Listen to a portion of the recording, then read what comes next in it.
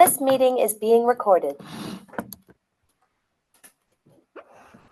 Bonjour à toutes et tous, bienvenue à ce webinaire sur les métiers du compostage à destination donc, des structures de l'ESS, de l'insertion, du travail adapté, particulièrement les structures qui ont déjà une activité connexe à l'activité compostage possible. Donc comme vous l'avez vu, ce webinaire est enregistré. Je vous invite à cliquer sur OK en haut de votre écran pour pouvoir interagir avec nous, poser vos questions en direct, parce que sans ça, vous ne pourrez pas interagir.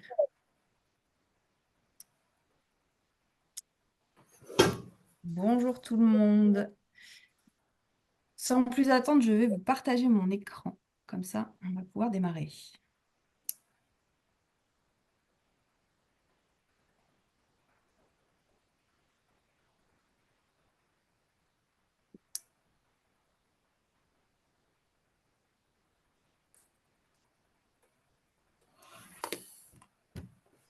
Julie, je te laisse gérer la salle d'attente parce que je peux plus, peux plus voir les gens qui entrent. Oui, sans problème, je beaucoup. m'occupe de ça. Donc, merci d'être là. Ouais, très bien. J'espère qu'on n'a pas de décalage dans le son. J'ai l'impression que tu m'as entendu à retardement, mais bon, on va gérer la technique aussi. Donc, merci d'être ici pour ce webinaire. J'espère que voilà, ce webinaire pourra répondre à vos interrogations sur les possibilités de développer une activité autour du compostage quand on est une entreprise d'insertion, une structure de l'ESS, une coopérative, une association, quelle qu'elle soit. Voilà. Donc, les métiers du compostage, pourquoi pas nous, pourquoi pas vous en fait, hein. Je rappelle donc que ce webinaire s'adresse particulièrement aux structures qui ont, si possible, déjà une activité dans le domaine de l'entretien d'espaces verts, du maraîchage, mais aussi plus largement, toute structure ayant une activité qui peut être complémentaire avec les métiers du compostage. On va voir plus en détail tout cela dans la suite du webinaire.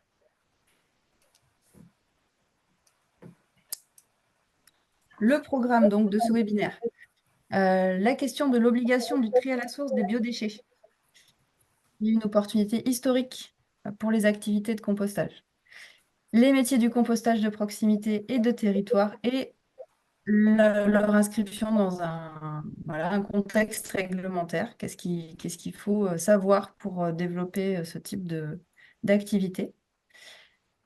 Les complémentarités possibles donc avec d'autres activités, comme je viens de dire, les activités autour d'espaces verts, du maraîchage ou autres. On aura aussi des témoignages, donc des retours d'expérience de structures qui ont développé cette activité. Et enfin, un petit kit de démarrage, comment démarrer. Donc, quelles sont les formations auxquelles vous pouvez inscrire vos équipes, quelles sont les prises de contact à avoir en premier lieu, etc. Pour commencer, est-ce que vous m'entendez bien? Oui. Là, depuis quelques secondes, j'ai un petit écho. J'espère que ça ne va pas durer. Je pense qu'il y a un micro d'ouvert. Oui, je pense que c'est ça. Ouais. Couper vos micros. Voilà, le temps de. Voilà, vous allez pouvoir intervenir, poser toutes vos questions, préférentiellement pour commencer dans le chat, et puis ensuite on pourra vous donner la parole pour que vous puissiez la poser en direct. C'est juste pour éviter les interférences. Comme on a beaucoup de micros ouverts, ça peut faire des petits problèmes techniques. Parfait. Alors, un petit rappel des enjeux. Donc, vous le savez, les restes de cuisine et de table constituent une grosse partie de la poubelle noire actuellement, des ménages et des structures et des établissements, puisqu'il y a effectivement tous ces restes de cuisine et de table qui ne sont pas triés à la source, qui restent en mélange dans la poubelle. Et ça constitue d'énormes quantités de biodéchets qui pourraient être valorisés. Donc, je vous ai remis le chiffre des ordures ménagères qui sont en France produites. Donc, 39 millions de tonnes de déchets ménagers sont produits par an, ce qui représente en moyenne 580 kilos de déchets par an et par habitant.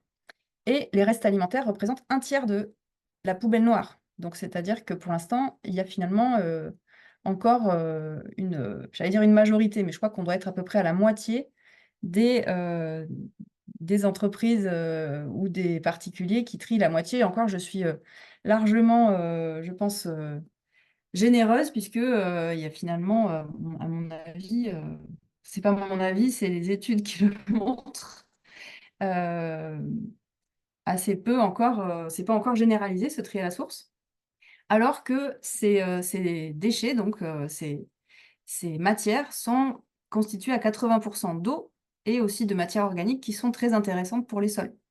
Et à l'heure actuelle, ces matières partent à l'enfouissement ou à l'incinération, donc c'est vraiment un non-sens écologique et économique. Et c'est pour cela que, on va le voir, il y a une loi qui impose le tri à la source des biodéchets depuis le 1er janvier 2024. Mais avant ça, on va préciser ce que c'est un biodéchet. Donc les biodéchets au sens de la loi, c'est à la fois les déchets issus des parcs et jardins, donc tout ce qui est ce qu'on appelle les déchets verts, les végétaux. Donc la loi l'intitule comme les déchets non dangereux biodégradables de jardins ou de parcs. Et c'est aussi les déchets alimentaires de cuisine provenant des ménages, des bureaux, des restaurants, du commerce de gros, des cantines, des traiteurs ou des magasins de vente au détail, ainsi que les déchets comparables provenant des usines de transformation de denrées alimentaires. Alors j'ai mis toute la définition de la loi parce que ça me semblait intéressant d'avoir vraiment, voilà, vous savez, quand on écrit une loi, chaque virgule compte, chaque mot est pesé de façon très consciente. Donc, ce qui est important de voir là, c'est que ce sont les déchets alimentaires ou de cuisine provenant voilà, de tout le monde, les ménages, les bureaux, les commerces, les restaurants, et aussi les déchets comparables provenant des usines de transformation de denrées alimentaires, qui sont pas considérés forcément directement comme des restes de cuisine et de table, vu qu'il n'y a pas de cuisine à proprement parler, mais c'est des déchets qui peuvent aussi être valorisés dans le cadre éventuellement d'activités que vous pourrez développer. N'hésitez pas, voilà, tout au long du webinaire, à poser vos questions sur le chat, à éventuellement lever la main pour m'arrêter pour une demande de précision ou une intervention. Julie va pouvoir animer tout ça en vous donnant la parole ou en faisant en sorte que la question soit posée. Alors, le saviez-vous? Donc, au 1er janvier 2024, le tri à la source des biodéchets est devenu obligatoire. C'est la loi AGEC qui est entrée en vigueur. Et ça faisait vraiment de longues années qu'on savait que ça allait intervenir, cette obligation de tri à la source, hein. C'était annoncé depuis 5-10 ans à l'avance. Donc, on a eu le temps de s'y préparer. Alors, qu'est-ce que ça veut dire? Les collectivités publiques doivent proposer une solution à tous leurs habitants. Donc ça, c'est le premier volet de cette obligation, c'est que il n'y a pas directement un policier derrière chaque habitant, hein. On n'est pas forcément sur un tri qui est contrôlé pour chaque habitant, qui doit forcément séparer ses biodéchets à la source et séparer de la poubelle noire. Par contre, les collectivités publiques qui sont en charge de la gestion des déchets se doivent de proposer une solution à tous leurs habitants. Et qu'est-ce que ça veut dire aussi, cette obligation de tri à la source? Ça veut dire que tous les établissements qui produisent des biodéchets doivent les trier et en assurer une valorisation biologique. Les restaurants, les cantines, les hôpitaux, les EHPAD, etc. Il faut savoir que depuis 2016, déjà, tous les établissements qui produisaient plus de 10 tonnes par an de biodéchets étaient obligés de les trier à part et de les valoriser. Et on n'avait déjà pas 100% de ces établissements concernés qui faisaient le tri à la source et la valorisation. Donc on n'arrivait pas forcément à savoir qui était dans les clous de la loi ou pas, parce que les gens ne faisaient pas forcément de diagnostic, ils ne savaient pas qu'ils étaient au-dessus de 10 tonnes par an. Mais maintenant, il n'y a plus de question de seuil. Tout le monde, tous les établissements doivent trier les biodéchets et les valoriser, donc en assurer une valorisation biologique, c'est-à-dire soit du compostage, soit de la méthanisation. Il s'agit donc d'une opportunité historique pour développer et structurer la filière de valorisation des biodéchets, particulièrement en ce qui concerne le compostage de proximité, donc une solution qui couvre déjà des millions de foyers en France. Le compostage de proximité regroupe le compostage notamment domestiques, hein, c'est-à-dire les composteurs qu'on peut avoir chez soi, mais aussi les composteurs partagés de quartier, le compostage autonome en établissement. Voilà, il y a beaucoup de déclinaisons du compostage de proximité, mais en fait, c'est une solution qui est la solution la plus répandue en France, hein, déjà. Alors, je vais vous faire travailler un petit peu, je vais vous faire intervenir. Donc, quand on parle de gestion de proximité des biodéchets, ça veut dire quoi pour vous? Qu'est-ce que ça peut impliquer que ce soit une solution en proximité? Alors, je vous invite à écrire peut-être sur le chat quelque chose qui vous inspire sur cette notion de proximité. Si vous avez envie aussi d'intervenir directement, vous pouvez lever la main, ça rendra le webinaire encore plus vivant.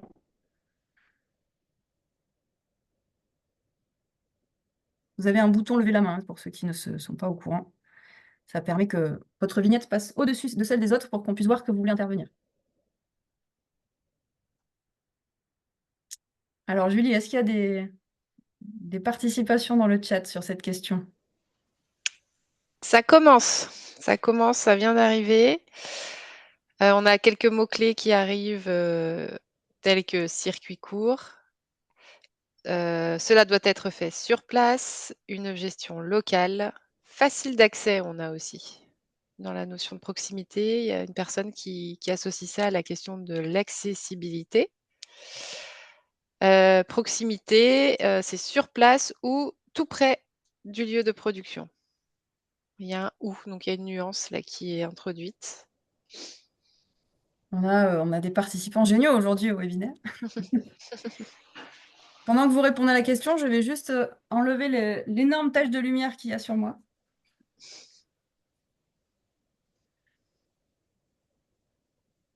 Voilà, bon, je suis un peu dans le noir, mais vous me voyez beaucoup mieux. Alors, ça veut dire quoi la gestion de proximité? Ça veut dire plusieurs choses.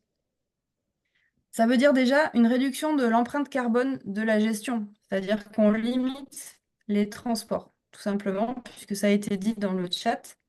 La gestion se fait sur place ou le plus près possible du lieu de production du biodéchet. Donc, on a vraiment une limitation maximale des transports et du gasoil utilisé dans les camions.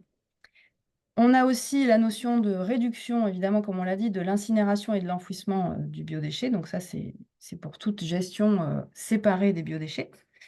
Mais quand on parle aussi donc de PG-Prox, vous allez entendre parler de cette contraction, en fait, qui veut dire la prévention et gestion de proximité des biodéchets, la PG-Prox, inclut la notion de lutte contre le gaspillage alimentaire.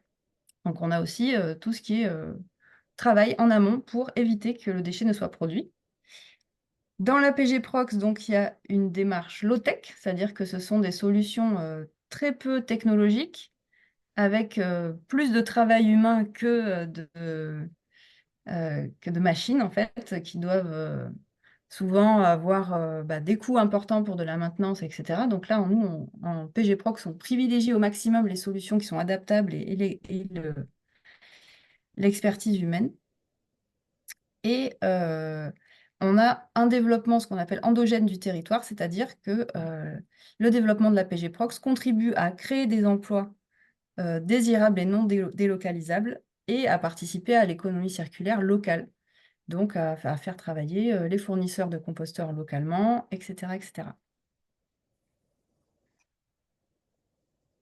En plus-value aussi pour la PG-Prox, on a tout ce qui est retour au sol. C'est-à-dire qu'un biodéchet qui est valorisé localement, c'est un sol plus vivant sur le territoire dont on parle, un sol qui est poreux, donc qui va pouvoir absorber tout ce qui est les eaux de ruissellement quand il pleut. Ça va permettre de limiter l'érosion et de limiter les phénomènes de tout ce qu'on connaît quand il y a des inondations, hein.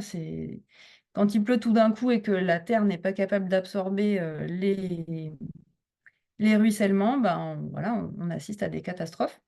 Donc, le compostage de proximité permet de rendre à la terre la matière organique dont elle a besoin pour être structurée correctement et pour être aussi riche et participer donc à la fertilité du sol. Ça participe notamment à la végétalisation du milieu urbain quand on parle de proximité en ville. Ça stocke du CO2 parce que le CO2 est stocké dans la terre et surtout dans les interstices du sol. Et donc, on est sur des amendements naturels et locaux. Alors là, on va entrer dans le chapitre des solutions et des métiers du compostage local. Je pense que c'est pour ça que vous êtes venus à ce webinaire, c'est pour savoir quels sont les métiers possibles à développer en lien avec le compostage, quelles sont précisément les activités. Donc, je l'ai dit, hein, la prévention et gestion de proximité, c'est d'abord une question d'évitement du déchet. On va d'abord agir le plus possible sur le fait de ne pas faire de déchets. Donc, il y a un métier qui consiste à faire du conseil et de l'accompagnement. Et donc, pour ça, il faut se former pour accompagner les établissements de restauration à la lutte contre le gaspillage alimentaire. C'est surtout une activité qui peut être délicate d'un point de vue humain, parce qu'on va aller toucher des pratiques professionnelles que les gens ont l'habitude de mener d'une façon précise. Et donc, quand on va aller interroger, voilà, est-ce que vous pourriez faire des commandes de façon différente? Est-ce que vous pourriez servir les repas en adaptant à l'appétit du convive, etc. En fait, c'est un métier qui peut être qui nécessite surtout de la compétence humaine et de la négociation et de l'écoute. Et voilà. Donc, peut-être que ça concerne moins les structures qui sont là aujourd'hui pour ce webinaire, mais on tenait à vous signaler que vraiment, ça commence par la prévention.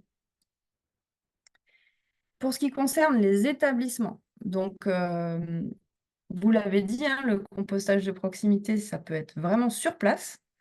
Donc, dans ce cas-là, on parle, donc, comme on le montre tout à gauche sur la diapo, on parle de compostage autonome en établissement.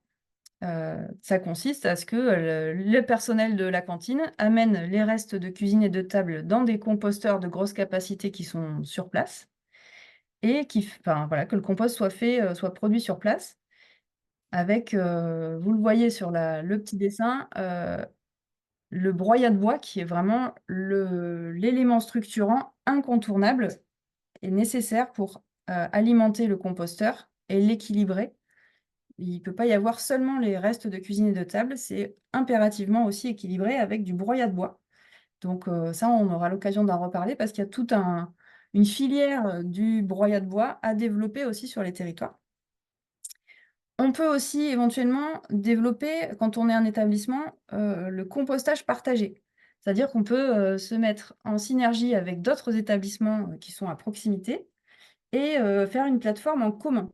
Donc là, en l'occurrence, on voit un site sur le petit dessin, on voit un site de compostage partagé qui ressemble à un site pour les habitants.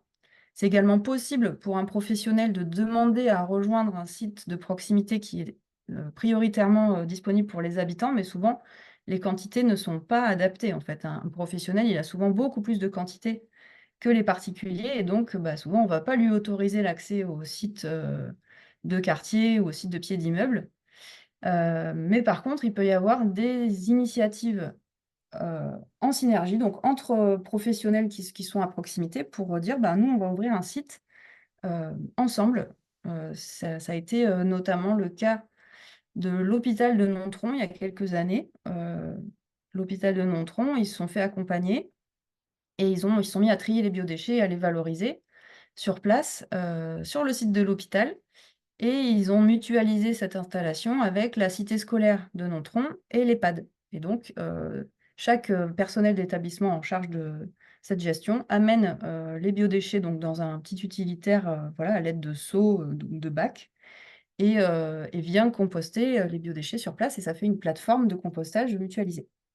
Et il y a également l'activité qui consiste à collecter les biodéchets dans les établissements, donc collecte souvent en mobilité douce ou en petit utilitaire, et à composter, si possible, avec une valorisation agricole. C'est-à-dire qu'en fait, on va le voir tout au long du webinaire, mais la synergie la plus intéressante, c'est vraiment d'utiliser la terre agricole qu'on veut bien nous mettre à disposition pour faire le compostage directement là où le compost sera utilisé, pour, si possible, faire pousser à manger, et si possible, alimenter cette boucle organique qui permet d'avoir une utilisation optimale du compost produit. Donc, ça, c'est la collecte locale. Donc, on appelle ça le compostage de territoire. Donc, ça sort un petit peu du champ du compostage de proximité parfois. Et donc, c'est très bien aussi. C'est du compostage de territoire. Donc, on fait un minimum de kilomètres aussi, hein. On essaye de faire tout en proximité, mais quand ce n'est pas possible, on fait une petite collecte et on mutualise ça sur un site de compostage, si possible, chez l'agriculteur. Et alors, quand donc on a un prestataire qui collecte les établissements, il est nécessaire d'avoir un agrément sanitaire, puisqu'en fait, il y a un transfert de la responsabilité du déchet. Ce n'est plus le producteur de déchets qui le composte lui-même. Donc, comme il y a un transfert de responsabilité, l'établissement, enfin l'activité professionnelle qui vient collecter ce déchet doit avoir un agrément sanitaire pour le faire. En dessous, on a remis quelles sont les autres solutions de gestion qui existent. C'est la collecte étendue, c'est-à-dire une collecte en bac à l'aide d'un camion poubelle et du compostage qui se fait plus loin, de façon industrielle, où souvent il y a plus de kilomètres, compostage industriel ou méthanisation. Et ça, c'est une solution qui, bien sûr, existe et est adaptée à des grosses quantités ou est adaptée quand on ne peut pas faire ce qu'on vient de décrire, là, les solutions de gestion de proximité ou de territoire. En fait, on commence par se demander si c'est possible de composter sur place, si c'est possible de composter avec d'autres établissements vraiment proches, si c'est possible d'avoir une collecte de territoire. Et puis, si tout ça, c'est pas possible, on part sur donc une solution plus classique avec des camions poubelles qui sont très coûteux, qui sont très gourmands en gasoil. Et puis, mais c'est toujours mieux que d'aller enfouir ou incinérer du déchet qui est chargé d'eau. Voilà, je rappelle que c'est complètement contre-productif d'essayer de brûler de l'eau. Donc, les activités possibles. Donc, les DCT, on va vous donner vraiment quelques clés pour comprendre le jargon aujourd'hui. Donc, vous avez entendu déjà PGProx. Donc, ça, c'est un peu du jargon, mais ça veut dire prévention et gestion de proximité des biodéchets. Là, vous entendez DCT. Donc, DCT, c'est les déchets de cuisine et de table, par opposition avec les végétaux, qui en fait, n'ont pas de produits animaux. Les végétaux, il n'y a pas de reste de viande ou de poisson ou de fromage, contrairement aux DCT, des déchets de cuisine et de table, qui, eux, sont soumis à plus d'obligations d'hygiène parce que, comme il y a ces restes de sous-produits animaux, on est contraint de les traiter de façon beaucoup plus contraignante. Voilà, désolée pour la phrase qui ne retombe pas bien sur ses pattes, mais c'est vraiment ça, c'est-à-dire qu'on a besoin de plus de sécurité sanitaire pour traiter ces biodéchets. Donc, pour les déchets de cuisine et de table, en gestion de proximité, on a donc un métier possible pour vous, qui est la mise en place de sites de compostage. C'est-à-dire, donc ça consiste à évaluer les quantités de déchets à valoriser, accompagner les établissements au tri à la source en cuisine et en salle aussi de restauration, mettre en place l'équipement, former les équipes. Donc pour ça, il faut être un organisme de formation. Ça peut être, vous pouvez vous mettre de mèche avec un organisme de formation qui pourra assurer la formation. Et ensuite, on démarre l'installation de compostage et on verra ensuite qu'on peut aussi proposer une prestation de suivi. Et pour faire ça, pour faire la mise en place des sites de compostage, il faut être maître composteur et ou formateur, formatrice.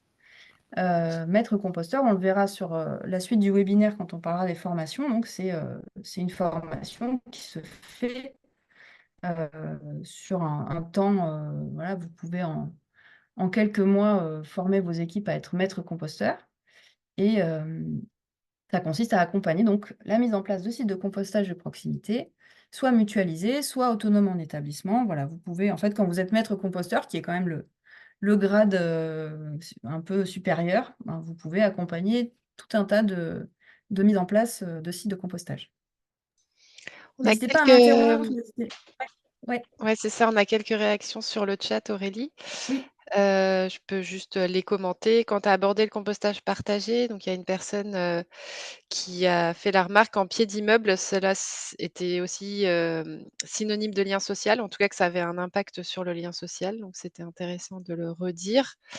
L'agrément sanitaire, on est d'accord, il est obligatoire à partir de 52 tonnes. Et pas tout à Heu, fait. Alors voilà, là, je précise, il est obligatoire à partir de 52 tonnes par an, donc 1 tonne par semaine de biodéchets à mener, donc DCT. Il faut que ce soit des sous-produits animaux, voilà, il faut que ça contienne des sous-produits animaux pour avoir besoin de l'agrément sanitaire. Donc, il y a une histoire de seuil. On a besoin d'un agrément sanitaire quand la plateforme de compostage accueille au moins 1 tonne par semaine de biodéchets, c'est-à-dire 52 tonnes par an. Mais aussi, s'il y a une collecte, c'est-à-dire s'il y a un transfert de responsabilité du déchet, on a aussi également besoin d'un agrément sanitaire dans ce cas-là, même si on est en dessous de ce seuil de 52 tonnes par an, du fait du transfert de responsabilité. Donc il y a, on est conscient, hein, nous, RCCNA, qu'il y a pas mal d'initiatives qui se sont montées pour faire de la petite collecte locale qui sont en dessous de ces 52 tonnes. Mais voilà, ce que dit la loi, c'est que quand on a un transfert de responsabilité du déchet, c'est-à-dire qu'on transfère, enfin, qu'on confie ces déchets à un tiers, eh bien, ce tiers-là doit avoir un agrément sanitaire pour prouver qu'il traite les biodéchets en question dans le cadre réglementaire qui convient. Voilà. On a souvent hein, cette confusion de dire si je ne suis pas à 52 tonnes, je n'ai pas besoin d'agrément sanitaire. Ben, en fait, si vous êtes un professionnel qui va collecter ailleurs, si vous avez besoin d'un agrément sanitaire. Les 2 témoins d'aujourd'hui ont un agrément sanitaire, donc vous verrez que ce n'est pas insurmontable. Est-ce qu'il y a d'autres questions? Ouais et puis il y avait aussi une question liée à la réglementation. Lorsqu'on souhaite valoriser le compost, donc de manière agricole, cela signifie que le compost doit être normé. C'est, sous forme de Effectivement, question, mais voilà ouais, aussi. Ouais. alors là, voilà, il nous manque Sandy, notre, notre collègue qui est spécialiste des questions juridiques au RCCNA. Il y a une nuance hein, entre le compost doit être normé. En fait, normalement, il doit être normé pour être cédé ou vendu. Donc, effectivement, quand on le confie à un agriculteur, il doit être normé, c'est vrai. Et après, pour ce qui concerne l'utilisation agricole en elle-même, le compost doit avoir fait l'objet d'analyses pour être sûr qu'il n'y a pas de problème avec des métaux lourds, ou qu'il n'y a pas de seuil en fait problématique, de substances problématiques dans le compost. Donc il y a ces deux aspects. Il y a le fait de le normer, qui nécessite une certaine batterie d'analyse, mais pas forcément pour sur chaque lot, hein. Vous pouvez faire ça une fois par an. C'est, ça se fait. Et il y a aussi l'utilisation agricole, où l'agriculteur il a besoin de prouver aussi, surtout en bio, que le compost a une certaine composition qui est en dessous des seuils. Enfin, voilà, que le compost, il y a l'innocuité du compost et le fait que le compost soit bon pour le sol et non polluant. Voilà. OK, encore une remarque, mais on y reviendra peut-être plus tard sur les nuisibles. Donc, une personne qui a testé le compostage, sur la cuisine centrale, et au bout de 6 mois a arrêté à cause des rats. Donc là, oui, il y a plein de solutions. La question, c'est: a-t-il des solutions? Oui, il y en a plein et en fait, déjà de le respect des gestes, classiques et la bonne tenue d'une plateforme de compostage devrait éviter ça. Après, les rats, bien souvent, ils sont déjà là avant et c'est pas forcément toujours un problème. Après, ça dépend, où se trouve la plateforme et cetera, mais on a plein de ressources, sur comment gérer les nuisances et les nuisibles. Une autre question, y a-t-il des exemples de partenariats entre communes et associations d'insertion? Donc bah, j'imagine qu'on Oui, va en on va en parler, parler. ouais, voilà. Peut-être plus entre des communautés de communes d'ailleurs, à voir qui a la compétence et voilà et du coup monsieur, Laïton des Jardins de Nonner disait: «Oui, oui» et donc il aura la parole tout à l'heure pour nous expliquer tout ça. Donc, je poursuis sur la gestion de proximité et les métiers possibles. Donc, on vient de voir qu'un métier possible, donc, c'est la mise en place de sites de compostage. Il faut pour ça être maître composteur, ou en tout cas avoir un maître composteur dans son équipe. Et on a aussi une activité possible, c'est un suivi des sites, donc une prestation de suivi. Quand vous avez le maître composteur de votre secteur qui a mis en place un site avec un établissement, par exemple, ben vous pouvez vous positionner comme un acteur qui peut assurer le suivi de ces sites. Donc, c'est de la surveillance du site de compostage, vérifier que le compost est bien équilibré, assurer les retournements, assurer le retour au sol, voilà, en fait, faire les manipulations et surveiller que le compost se passe dans de bonnes conditions. Voilà, donc ça, je l'ai dit. Pour ça, il faut être guide composteur. Donc, on va le voir ensuite sur la question de la formation. Donc, c'est un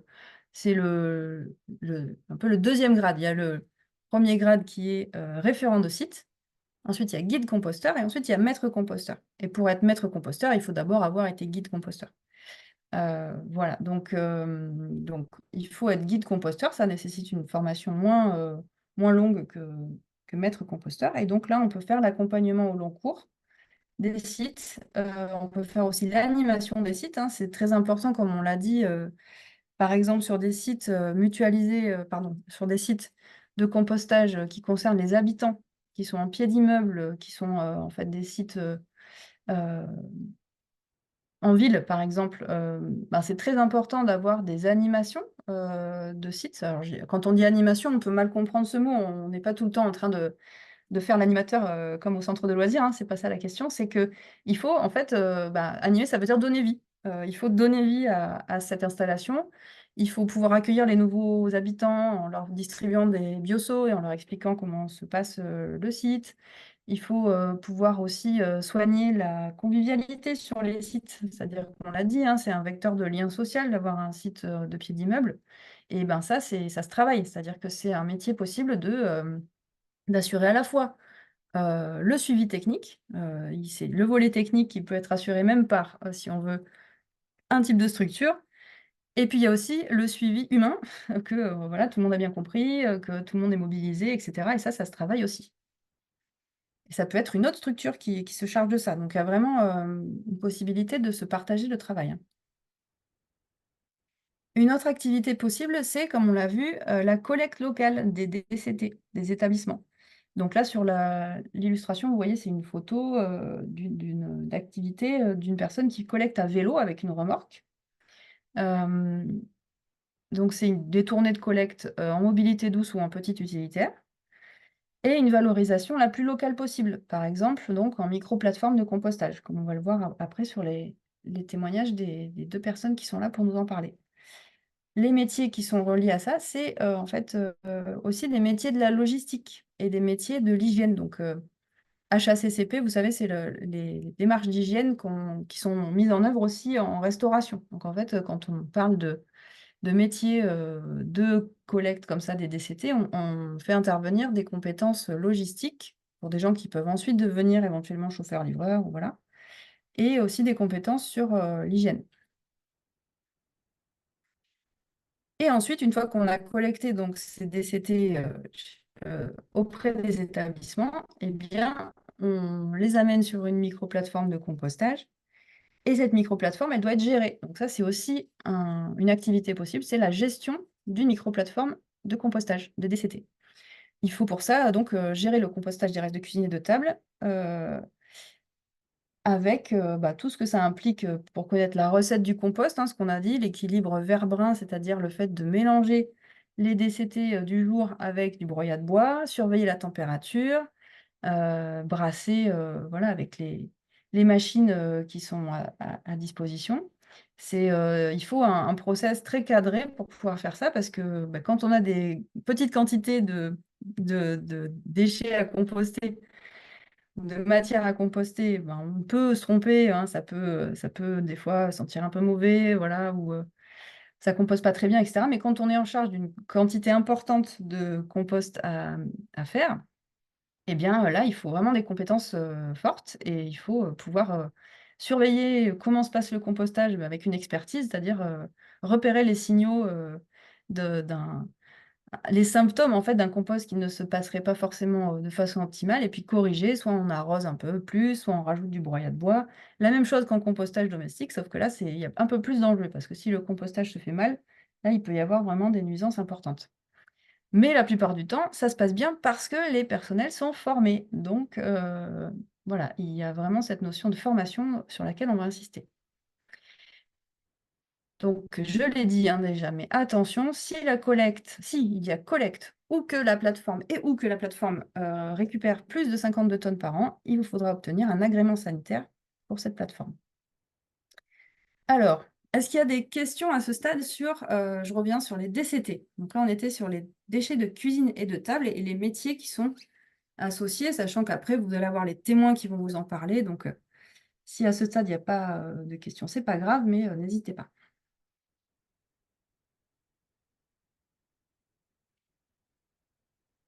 Vraiment pas de Et questions.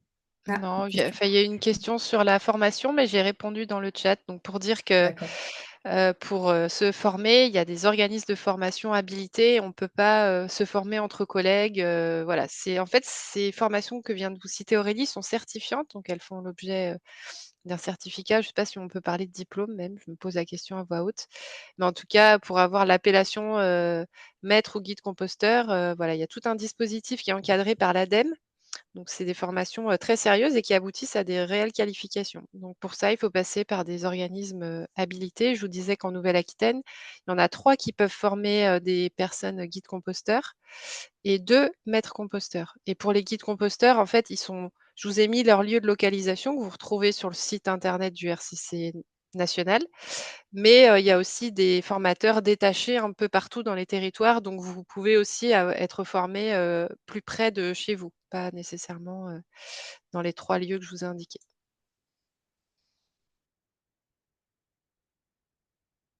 Merci beaucoup. On va passer sur ce qui concerne les végétaux. Donc, je vous l'ai dit, hein, les végétaux, c'est un petit peu différent des DCT parce qu'il n'y a pas de reste de table et donc il n'y a pas de sous-produits animaux. Donc, la loi est beaucoup plus souple sur ce qui concerne les végétaux. Il n'y a d'ailleurs pas besoin d'agrément sanitaire pour composter des grosses quantités de végétaux. Et à l'heure actuelle, en fait, on assiste à un phénomène qui est que les déchetteries débordent de végétaux et que les collectivités payent pour assurer le traitement de ces végétaux, alors même que c'est une ressource très intéressante pour les sols, et notamment les sols agricoles, et qu'il pourrait y avoir des structures qui se mettent sur des activités de valorisation des végétaux et qui assurent du compostage, par exemple en bout de champ, et ça désengorgerait les déchetteries, et ça permettrait de faire de l'activité pour les structures.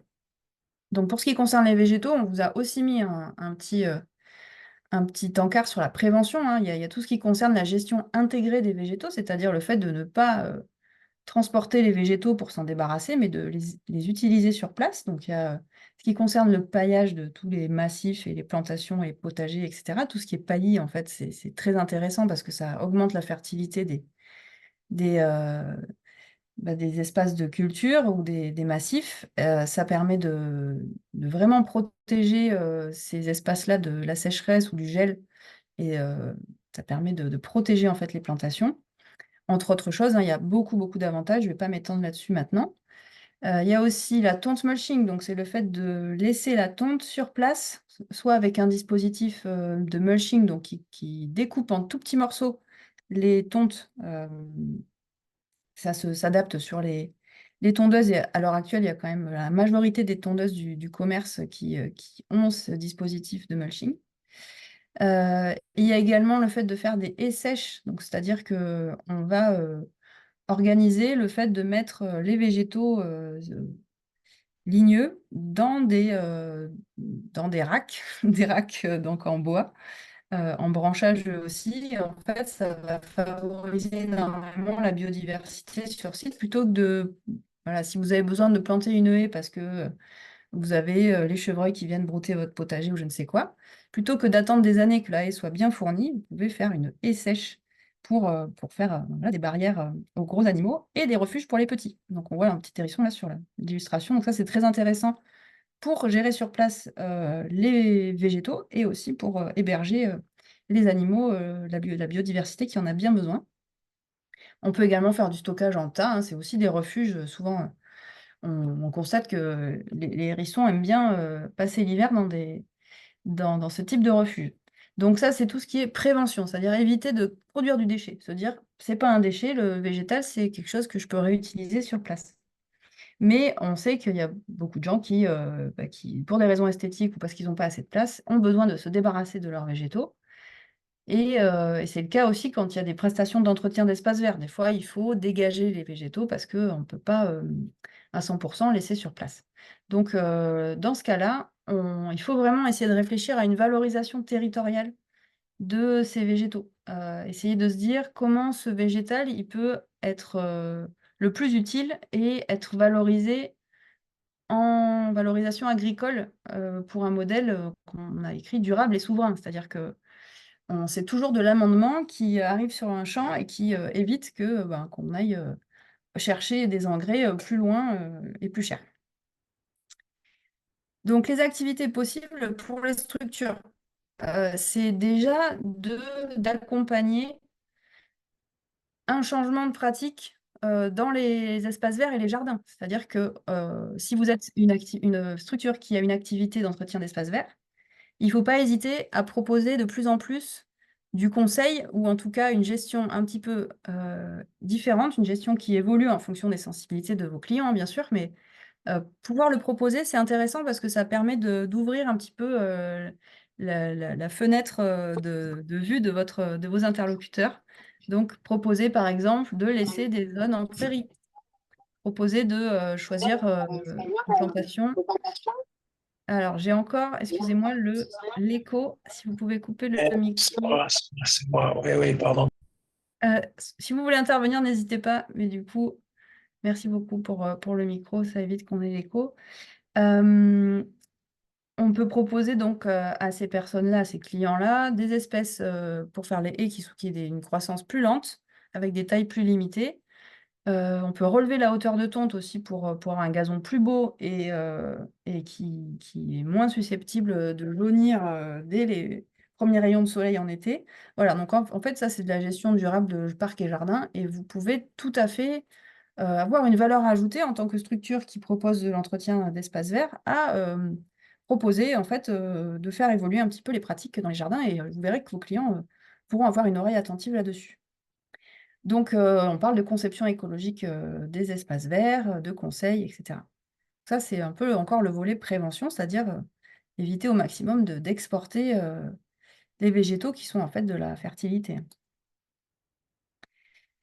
Il y a aussi comme activité possible tout ce qui est compostage, comme je l'ai dit, avec valorisation agricole en circuit court.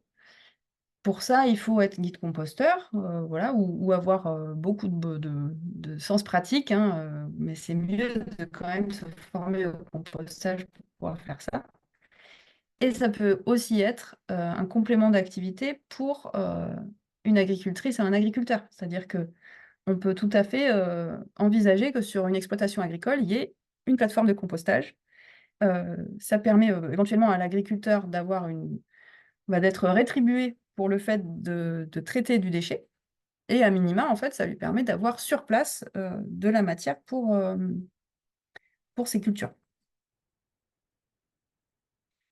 D'autres métiers possibles du compostage. On a notamment le métier de fournisseur d'équipements de compostage. Vous le voyez là, donc c'est un composteur de grosse capacité qui a été installé sur l'île d'Oléron par notre collègue donc Aurélie Aubergeon de Terre d'Éveil, qui a aussi une entreprise de fabrication de composteurs. Et il peut y avoir vraiment, notamment sur les ESAT ou les entreprises de l'ESS ou les structures de l'ESS qui ont déjà un atelier de menuiserie notamment, qui font voilà, des volets, des objets en bois, etc. On peut envisager de se positionner sur le fait de construire des composteurs. Ça peut être vraiment intéressant pour justement permettre de faire tout ça en local. C'est-à-dire que la collectivité publique, elle peut être vraiment très intéressée de se dire, moi, je vais commander plutôt mes composteurs à l'ESAT de ma ville plutôt que voilà, de faire appel à un fournisseur qui est plus loin. Avec toujours une vigilance, c'est qu'il faut se former, ou en tout cas, il faut être certain que ce qu'on va construire est adapté aux pratiques. sur ces composteurs-là que vous voyez d'ailleurs, comme sur tous les composteurs, que ce soit de grosse capacité ou de petite capacité, c'est très important pour la conception d'un composteur. Il faut que le volet avant puisse être amovible, puisse se sortir, pour qu'on puisse facilement manipuler la matière, la vider, la brasser, etc. Donc en fait, il faut vraiment se renseigner sur les critères particuliers qui font qu'un composteur est facile à utiliser et pratique, et aussi durable, parce qu'en fait, ça ne s'improvise pas, hein, de construire un composteur qui va pouvoir durer des années. Il faut choisir la bonne essence de bois, il faut être certain qu'il n'y ait pas de déformation du bois, donc il faut vraiment bien soigner la construction pour que le composteur ne se déforme pas en quelques mois. Sinon, on aura des appels pour du SAV très vite. Donc, mais ça se fait, voilà, ça se fait bien, il faut juste pouvoir étudier correctement le modèle de composteur qu'on va proposer. D'autres métiers du compostage, donc je l'ai dit, il y a la question du broyat de bois qui est vraiment centrale, puisque pour toute action de compostage, on a besoin d'équilibrer les matières qu'on amène à composter, qui sont en général vertes, mouillées et molles, c'est-à-dire tout ce qui est les restes de cuisine et de table, les gazons, en fait, tout ça, c'est vert et c'est chargé d'eau. Et ça, on dit que ce sont les éléments très azotés. Et il faut absolument équilibrer cette matière dans la recette du compost avec des éléments très carbonés. Donc, la majorité d'entre vous le savent, hein, mais donc il y a cette question du broyat de bois qui est vraiment centrale.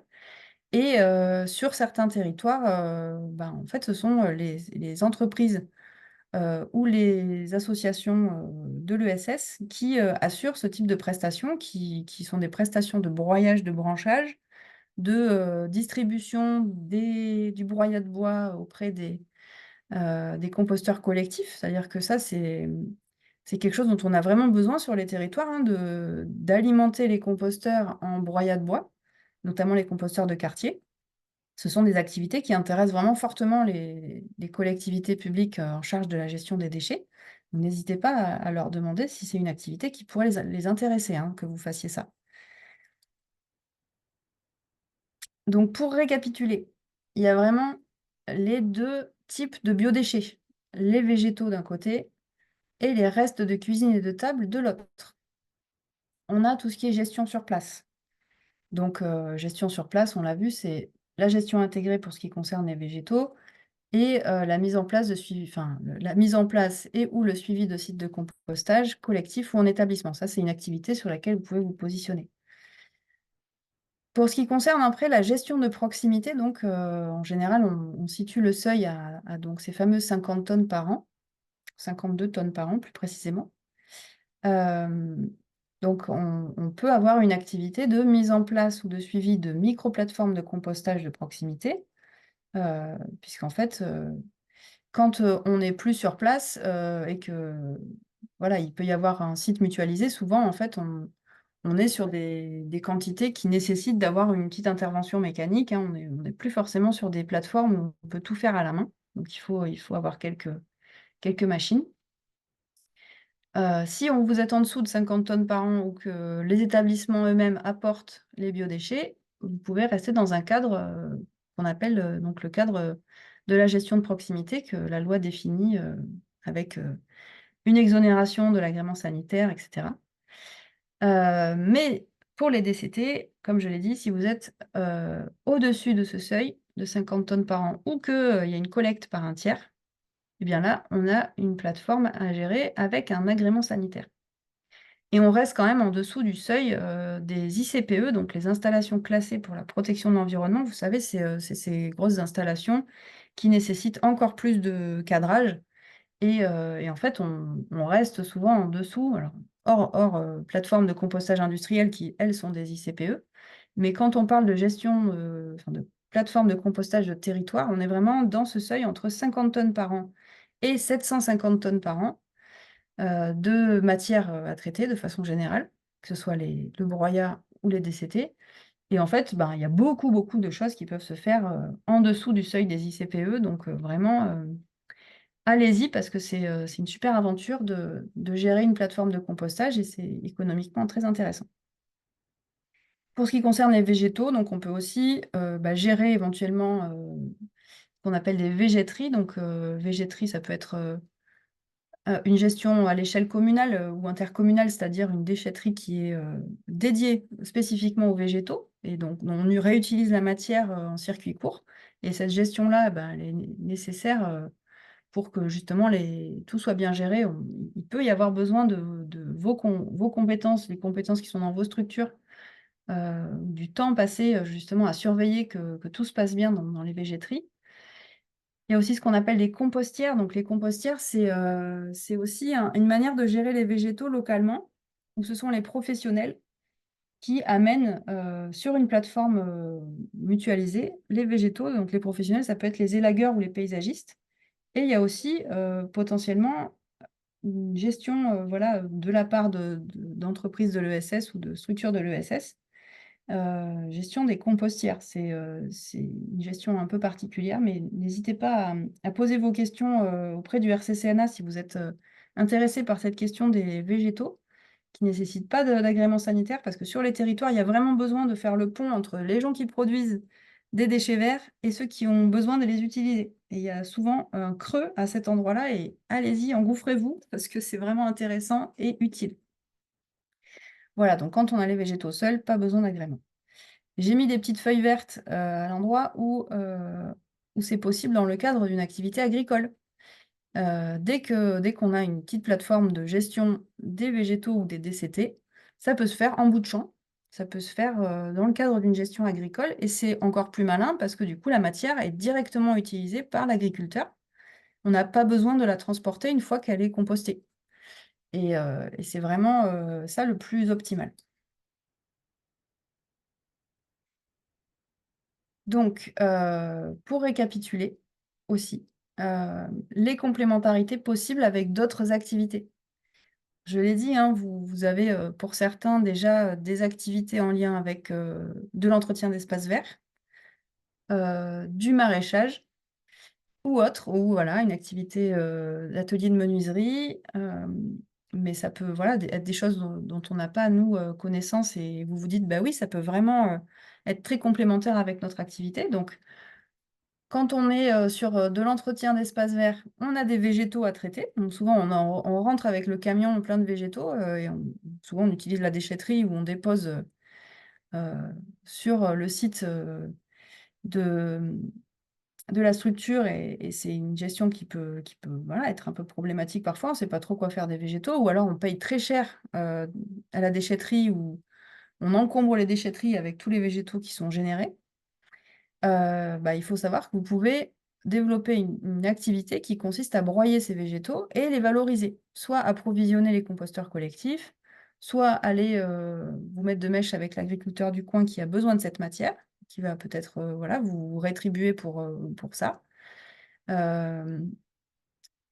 Ces végétaux broyés, qui sont particulièrement voilà, intéressants, surtout quand ce sont des végétaux ligneux, c'est-à-dire des branchages broyés, c'est très important dans le cadre du compostage des DCT, parce que on a besoin d'équilibrer la matière verte avec de la matière brune pour faire la recette du compost. Donc, en fait, tout ça, c'est très complémentaire.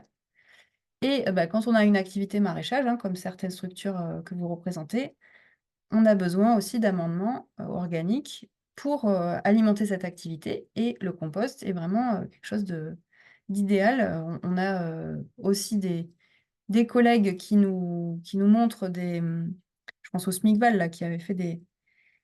Donc, SMICVAL, c'est un syndicat de gestion des déchets dans le Libournais qui avait fait de mémoire des analyses du compost de déchets de cuisine et de table et du compost de végétaux.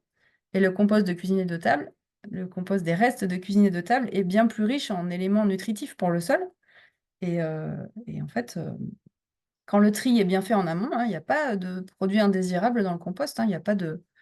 voilà, il peut y avoir cette crainte qu'il y a des restes de plastique ou de choses comme ça. En fait, quand vous collectez une cantine scolaire et que les personnes sont bien formées à faire le tri à la source des biodéchets, il n'y a pas très peu d'indésirables. Il y en a, des fois, il y a une petite cuillère qui tombe dans le seau à compost. Il y a des choses qui sont à la marge par mégarde, mais en fait, il y a un processus quand on fait du compostage comme ça en micro-plateforme qui consiste à séparer les indésirables, et donc ça fait partie du métier. mais il y en a très très peu. Et donc on obtient une matière qui est vraiment très intéressante pour ensuite être utilisée en maraîchage. Ou autre type d'agriculture d'ailleurs. Je dis maraîchage parce que c'est l'exemple le plus courant qu'on mobilise pour l'utilisation de compost. Mais toute activité agricole a besoin de compost. Alors des fois, sur les grandes cultures, on a besoin de beaucoup plus de quantité et ça concerne plutôt le compostage industriel. Mais c'est pour ça que nous, on insiste sur le maraîchage, puisque c'est les quantités qui correspondent avec ce qui peut être disponible sur les territoires en lien avec les végétaux et les restes de cuisine et de table. J'espère que je suis claire et que peut-être vous avez des questions à ce stade avant d'écouter les témoins.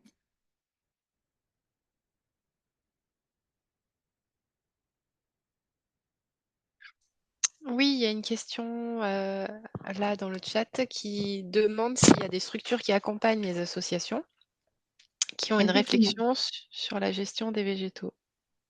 Oui, vous avez sur vos territoires, la plupart du temps, des maîtres composteurs indépendants ou des structures professionnelles dont c'est le métier de vous accompagner pour mettre en place ce type d'activité.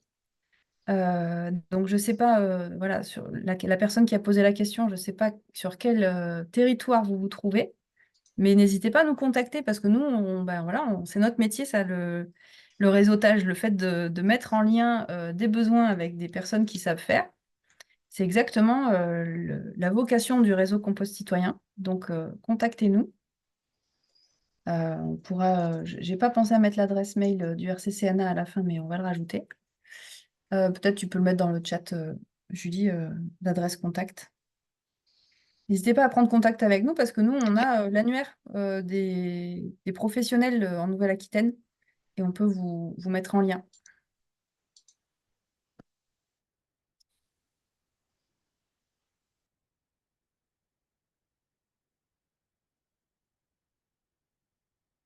On va enchaîner sur les témoins, les témoignages. Donc, je ne l'ai pas dit au début, mais on a prévu d'être ensemble jusqu'à midi. Donc, j'espère que c'est bon pour vous tous. Sinon, vous écouterez le replay.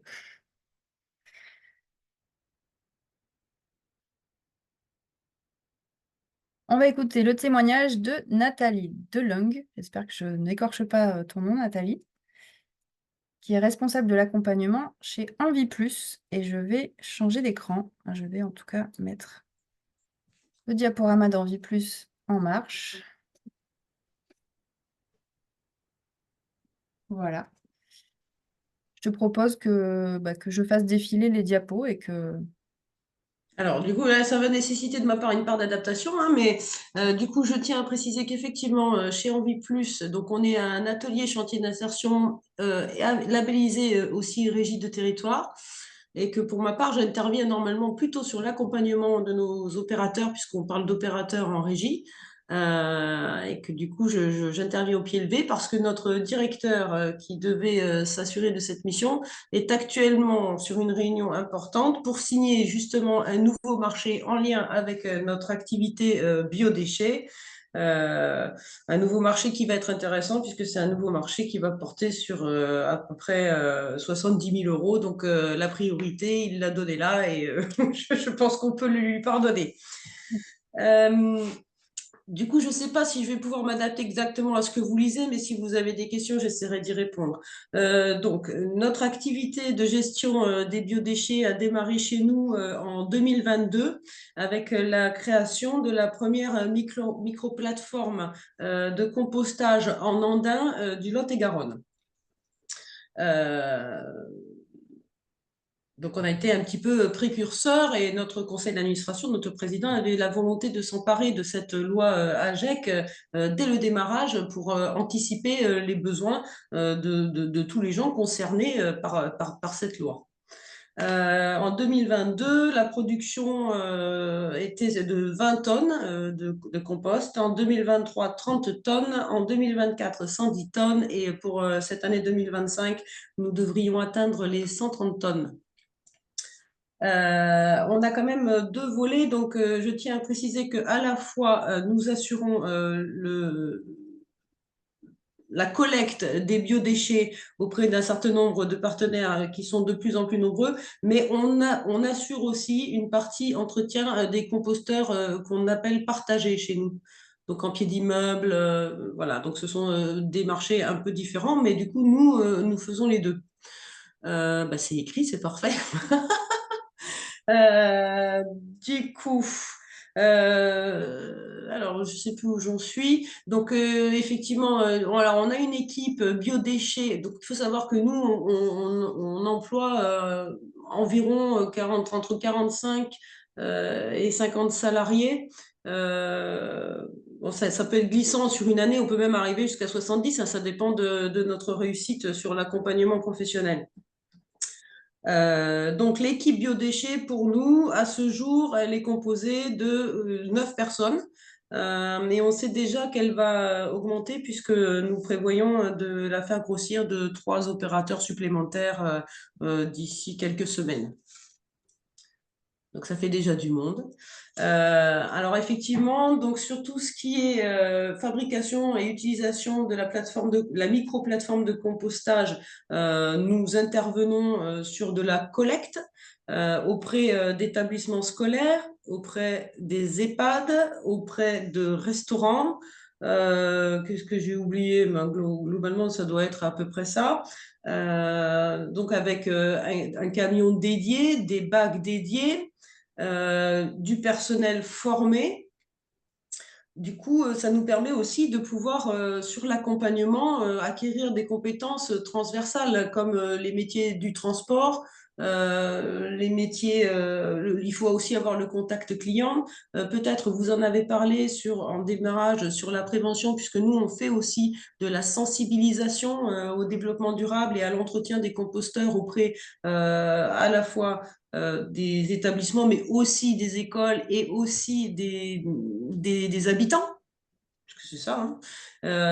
Et ça permet aussi de démultiplier les partenariats, comme par exemple avec les bailleurs sociaux, Habitalis, puisque du coup, là, les composteurs partagés en pied d'immeuble, nous intervenons. Et du coup, on fait aussi de la sensibilisation au travers de cafés compost ou d'actions particulières sur la semaine du développement durable, etc.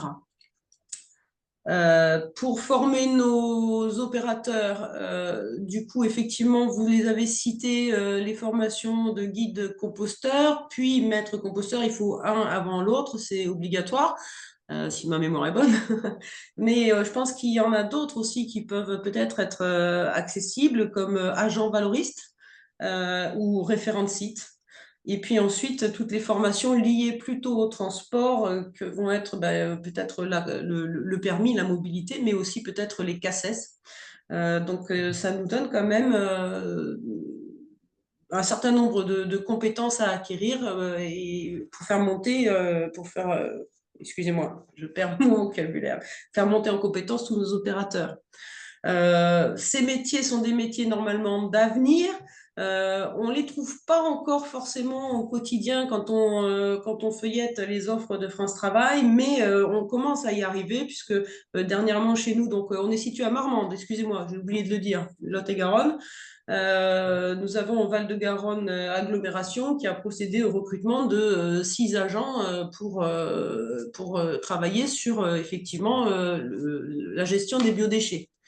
Donc, on sait qu'à terme, ça devrait prendre de l'ampleur. J'ai omis effectivement, mais vous en aviez parlé, le HACCP qui est important aussi et qui là peut être également transversal et jointé avec les métiers de la cuisine.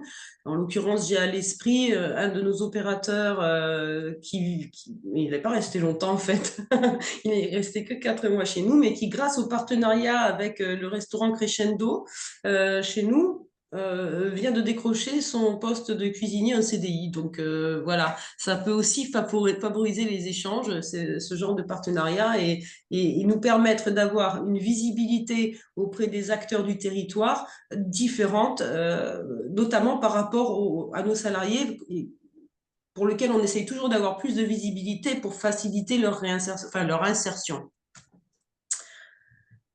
Qu'est-ce que je vous dis d'autre? Ça permet de développer, alors oui, Donc la collecte, excusez-moi, j'essaye de joindre. Non, mais pas de problème. J'avais regardé les diapos à l'avance, donc je mets les diapos en fonction de ce que tu dis, mais Ah là, bah, du coup, je c'est sais bien que... parce que enfin, moi j'ai ma petite prise de notes de ce matin toute fraîche là.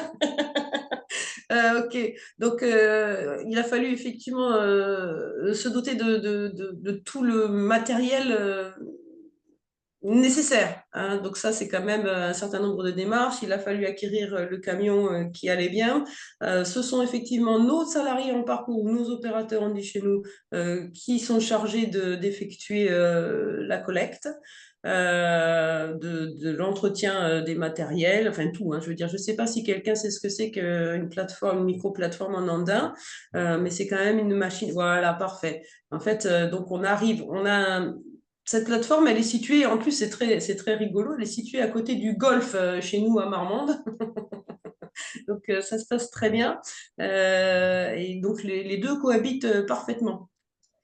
À ce jour, sur l'agrément, on ne dispose pas encore de l'agrément final puisqu'on est en plein travail pour l'obtenir. C'est-à-dire que notre compost, on ne peut pas encore le valoriser, c'est-à-dire qu'on ne peut pas le vendre.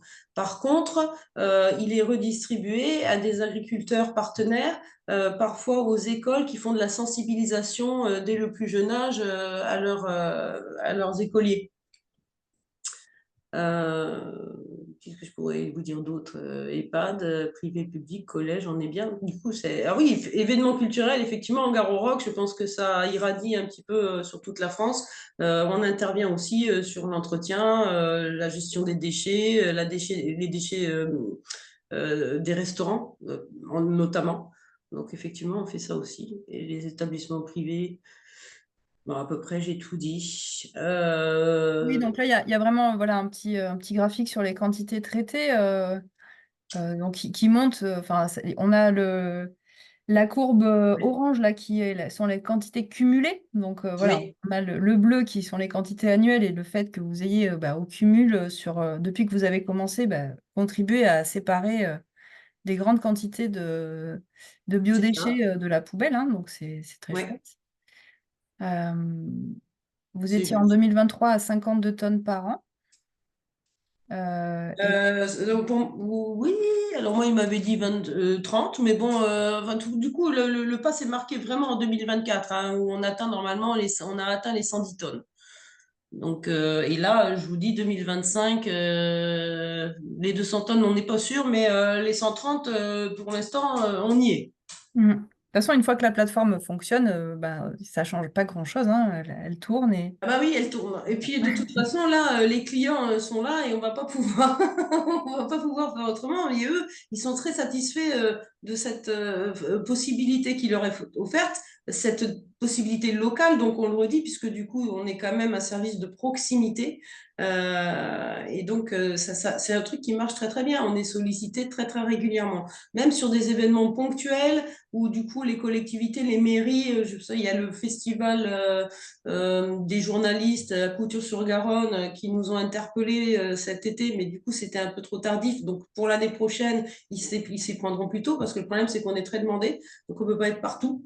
Mais c'est vraiment une de nos activités qui est en pleine croissance et qui Très génère bien. malgré tout des rentrées d'argent, puisque le marché qu'on est en train de signer pour un montant de 70 000 euros va forcément nous aider. Parfait. Merci pour ton Du témoignage. coup, Donc, je reprends. Je termine en fait parce que vous avez insisté effectivement sur le lien, puisque nous, on a une deuxième activité, on en a plusieurs en fait, hein, mais l'autre principal en lien avec cette activité biodéchets, c'est bien entendu la gestion et l'entretien des espaces verts. Donc, comme nous avons également démarché avec les collectivités sur l'entretien des espaces verts, ça nous permet de nous auto-alimenter en broyat, parce qu'effectivement, cette partie-là est très importante, parce que sinon, le broyat, quand il faut le chercher, c'est pas le truc le plus évident du monde à ce jour. parfait. Je pense qu'il y aura des questions pour toi, hein, parce qu'il y a sans doute dans l'assistance des personnes qui s'identifient au type de structure dont tu fais partie, et donc en Vie Plus, et donc qui seront curieux de savoir comment vous avez eu l'idée, ou je ne sais pas quelles seront les questions. Mais voilà, on va laisser les questions se poser dans le chat, ou même vous pouvez lever la main hein, pour les poser directement, n'hésitez pas.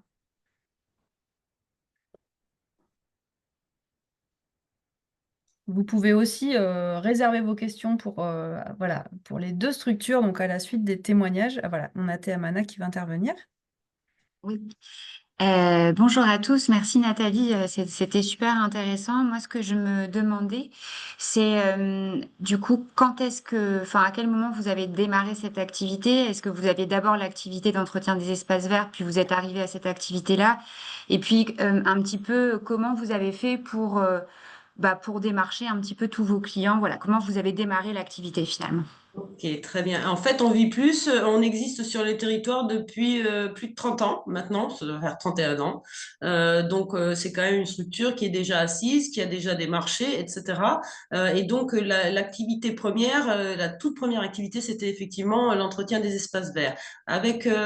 Notre association a quand même une grande volonté de s'inscrire dans une démarche de développement durable, puisque la seconde activité, c'était plutôt ce qu'on appelle chez nous du tri-valorisation, où on récupérait dans les déchetteries les portes-fenêtres, on séparait les matières, le fer au fer, le bois au bois, le verre au verre.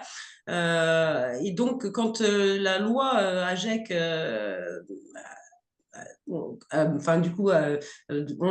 quand on a su qu'elle allait se mettre en place à l'horizon de 2024, mais déjà très en amont, puisque vous l'avez expliqué tout à l'heure, ça fait quand même des années que cette loi était en chantier. Notre président et les membres du conseil d'administration ont vu là une possibilité de développer notre association et de proposer une activité très en phase avec le développement durable en l'occurrence et les besoins sur notre territoire. Donc ça, c'était pour le contexte, le démarrage. Pour pouvoir y parvenir, la structure a d'abord fait appel à un chargé de mission euh, à qui on a confié la démarche d'aller frapper aux portes des clients, etc., voir quels étaient leurs besoins. Tout ça a nécessité quand même la mise en place d'une étude par ce chargé de mission particulier, mais qui avait forcément la connotation et la couleur qui allait bien pour pouvoir réaliser ça. L'idée sur ce chargé de mission, c'est aussi que du coup, il fallait absolument atteindre l'objectif parce que quand on s'engage avec un chargé de mission, du coup, l'avantage, c'est que ça ne dure pas forcément éternellement dans le temps, mais il faut absolument que le chargé de mission arrive à faire fructifier, comment dirais-je, l'étude, c'est-à-dire qu'il faut qu'on la mène jusqu'au bout. Oui, j'en profite merci de ta question, Théamana.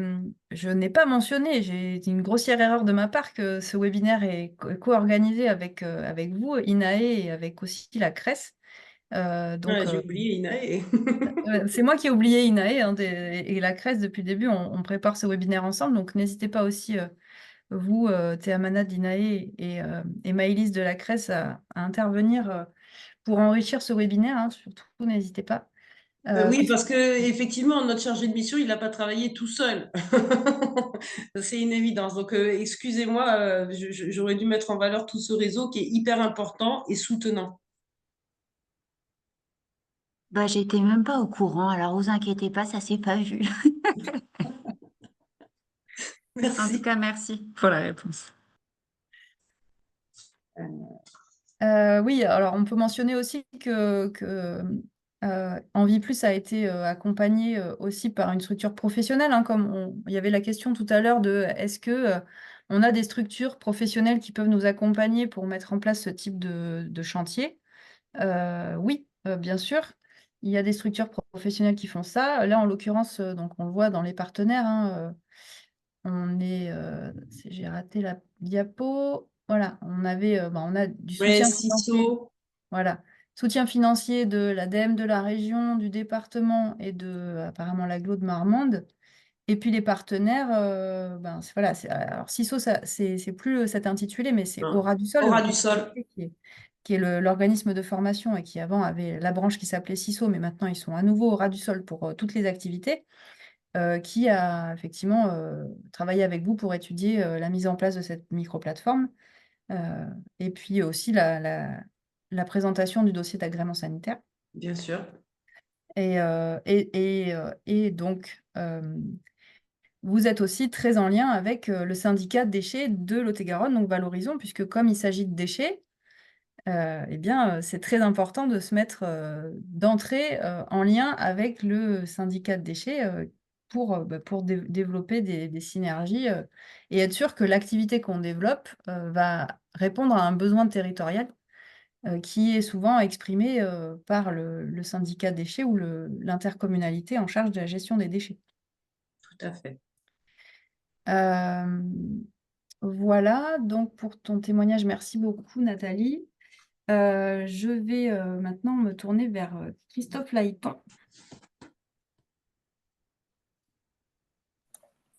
Oui. Donc Christophe, merci de témoigner. Donc toi, tu es moniteur de l'atelier compostage donc au Jardin de Donner, qui est un ESAT à Mont-de-Marsan. Est-ce que Voilà. tu peux nous raconter un petit peu? Donc toi, tu n'es pas là depuis très longtemps, tu n'as pas suivi forcément la mise en place depuis les années voilà, qui ont précédé, mais par contre, tu peux témoigner du quotidien de l'activité et de ce que vous avez mis en place. Oui, oui. Alors, l'activité, elle a vu le jour en juin 2024, mais c'est quand même le fruit de travail de plusieurs collaborateurs. C'est presque 4 ans d'études de mon directeur, tout ça là. Parce que c'est un ESAT géré par le département des Landes. C'est-à-dire que bon, je pense que c'est quand même beaucoup plus facile que les autres structures, parce que niveau réseau, on est quand même très bien équipé. Et ensuite, pour rejoindre le témoignage juste avant, donc, effectivement, il y a eu la loi qui a accéléré, j'ai envie de dire, qui a facilité la création de ces activités. Mais après, ici en interne, il y a plusieurs activités, notamment une grosse partie espace vert. Voilà, parce que c'est une activité. Les DCT d'un côté, oui, mais sans les déchets verts, c'est impossible. Ensuite, il faut de la place. Donc, moi, je suis arrivé en décembre, dont l'activité était déjà en cours et l'agrément était provisoire. Et ensuite, avec le bureau d'études, donc Sandy et Aurélie, elles m'ont accompagné avec l'équipe pour constituer le dossier d'agrément qui fait maintenant cantonnier. Ça me paraît un peu plus facile. Mais toutes les pièces justificatives, après, il y a beaucoup de traçabilité. Bon, parce qu'avant, Oui, moi, je le faisais but de espace vert. l'agrément, c'est effectivement de montrer que le process aboutit sur un compost qui va être inoffensif pour la santé humaine, en fait. Donc, Voilà. c'est vraiment ça l'enjeu, c'est que les éventuels pathogènes qui se trouvent dans les restes de cuisine et de table ne se retrouvent pas au final dans le compost qui est produit. Et donc, il faut pouvoir prouver que que le processus permet ça. Donc après, le projet ici qui a vu le jour, c'est très bien parce que ça permet de répondre déjà aux collectivités du territoire pour notamment traiter les biodéchets. Et ensuite, ça permet aussi, vu que c'est un établissement qui est pareil, tourné vers l'insertion, le social, voilà, ça a permis de créer des postes nouveaux et qui sont quand même attractifs pour les gens qu'on accompagne, pour la montée en compétence des gens qu'on accompagne. Et voilà. Donc après, moi, j'avais fait. Je peux aller sur vous partager quelques images si vous le souhaitez. Ouais, avec plaisir. Si tu veux, j'arrête le partage de... Ouais, mais après, alors, faut m'arrêter si jamais c'est pas Bah, il faut bon. que j'arrête, moi, mon partage pour que Ah, tu puisses partager, si tu veux nous non, partager. mais après, je Ou sais pas si c'est très. Comme tu veux, on pourra... ouais, si ce serait intéressant de voir quelques images. Tu les as sur ton ordinateur, je peux Ouais. t'autoriser le partage. Alors, il faut juste que je fasse une petite manip. Voilà, c'est bon. Tu peux cliquer sur partager l'écran. Voyons. Je vais le faire. Attends, voyons. Non, mais attends, j'essaie un truc.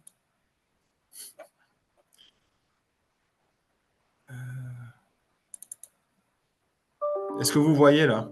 Non, il faut que tu cliques sur partager l'écran. En bas, tu sais, sur l'écran de Zoom, il y a marqué partager l'écran. Il faut que tu cliques là-dessus. Ah oui, pardon. Ouais, ça y est. Sélectionner une fenêtre ou un écran. Voilà. Tu peux sélectionner là où tu as tes photos. Oula, c'est un chantier ça. Parce que moi, je partais de mes photos. Là, voyons, sélectionner. Bah, j'y suis, mais. Bah, sinon, on les mettra Ah. dans le compte rendu. Enfin, si tu y arrives, c'est bon. Sinon, on les mettra dans le compte rendu. Non, on va laisser tomber parce que. Enfin, Bon, j'essaie de. je repartage les miennes, mais comme ça permettra C'est dommage. Ouais. ça permettra aux participants d'aller voir le diaporama de compte rendu. Ça les incitera à aller voir. Oui. Donc, voilà, Christophe, toi, effectivement, tu es moniteur de l'atelier. Tu peux nous raconter peut-être un petit peu ton quotidien? Voilà, c'est quoi Oui, une oui. journée type pour l'atelier? D'accord. Donc, journée type, alors il y a des tournées. Donc là, le principal partenaire, c'est l'hôpital de Mont-de-Marsan, qui se situe même pas à 1 kilomètre, où il y a plusieurs sites. Alors, ça représente à peu près 2,5 tonnes par semaine. 2,5 tonnes par semaine de biodéchets. Donc, j'envoie des camions suivant une feuille de tournée collectée dans les différents services. Donc, ils prennent un bac plein et ils remettent un bac vide.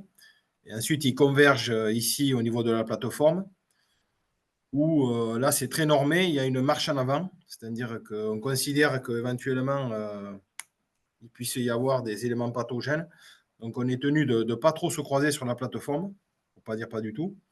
Donc, les agents convergent sur une balance où on édite un bon, parce qu'on fait facturer au client, on fait facturer l'allocation du contenant, c'est dérisoire. Et par contre, on lui fait facturer le traitement au poids. Donc, on pèse. Sur la feuille de tournée, on note le poids et on édite un bon qui servira ensuite pour la facturation. Ensuite, les agents qui sont identifiés pour la livraison, ils posent les bacs à un endroit bien défini. Et ensuite, c'est d'autres agents qui ouvrent les bacs, ils vérifient visuellement si le tri en amont avait été bien fait. Et ensuite, on est tenu de charger dans une remorque broyeuse. Donc ça, c'est un peu l'élément central de notre plateforme.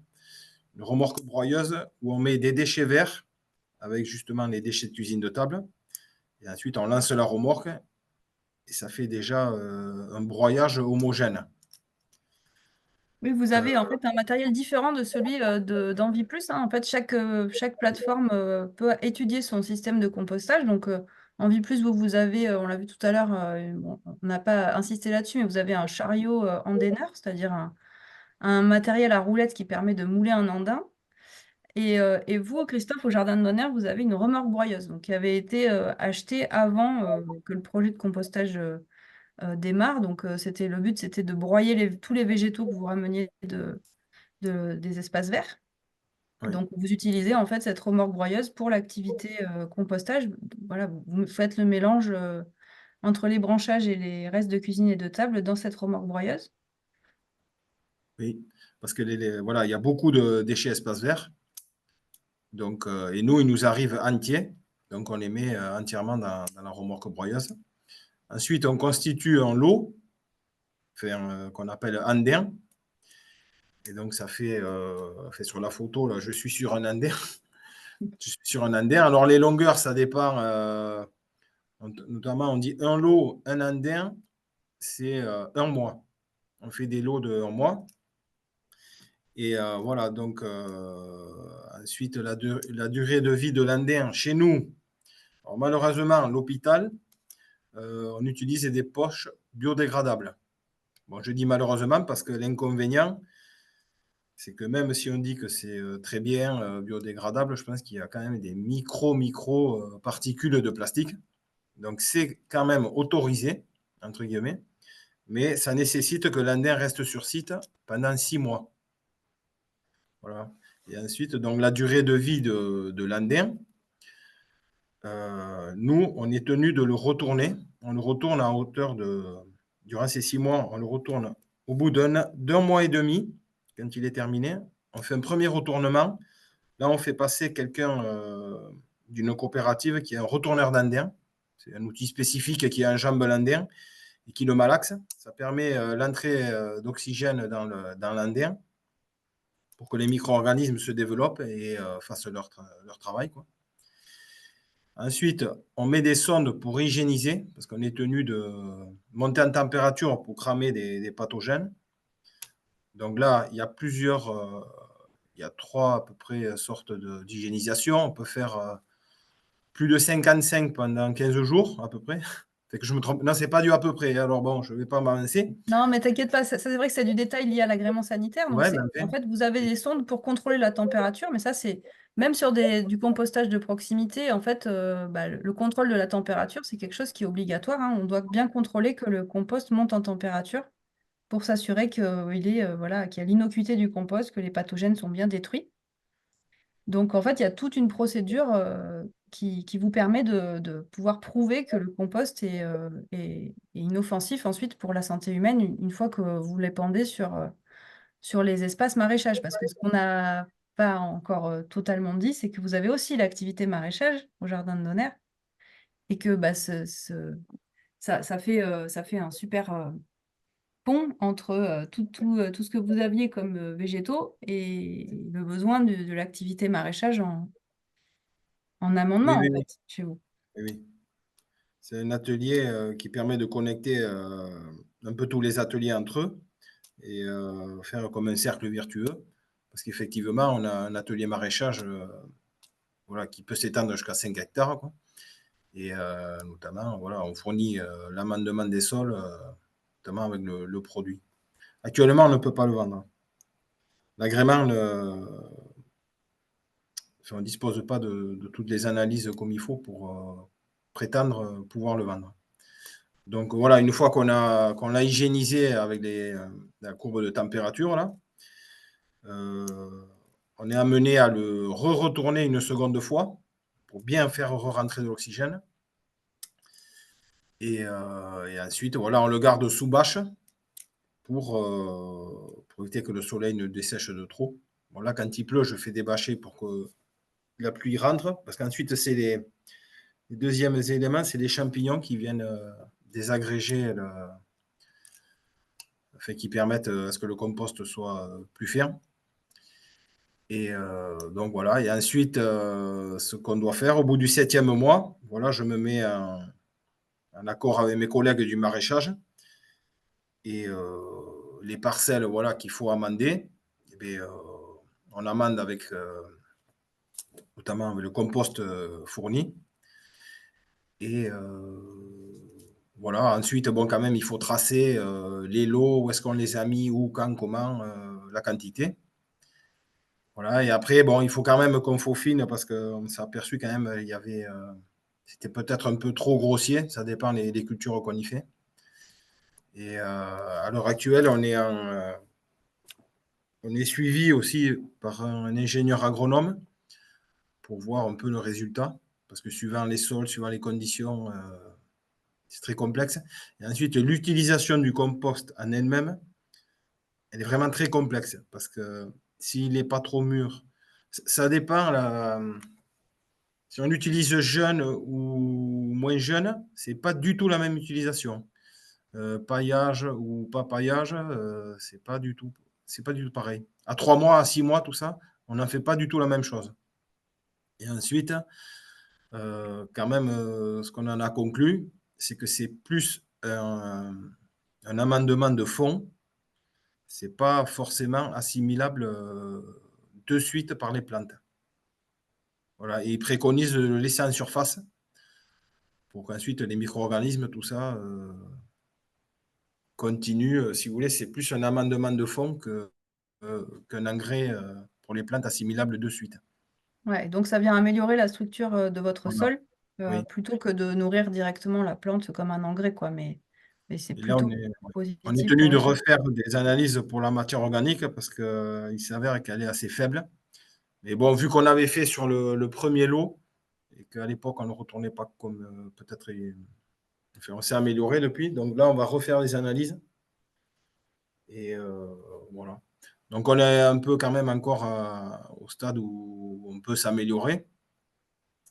Voilà, et après, je peux vous parler des différents métiers. Donc, voilà, effectivement, c'est chauffeur-livreur. Ensuite, sur la plateforme, c'est tout ce qui est Pardon, transformation. Christophe.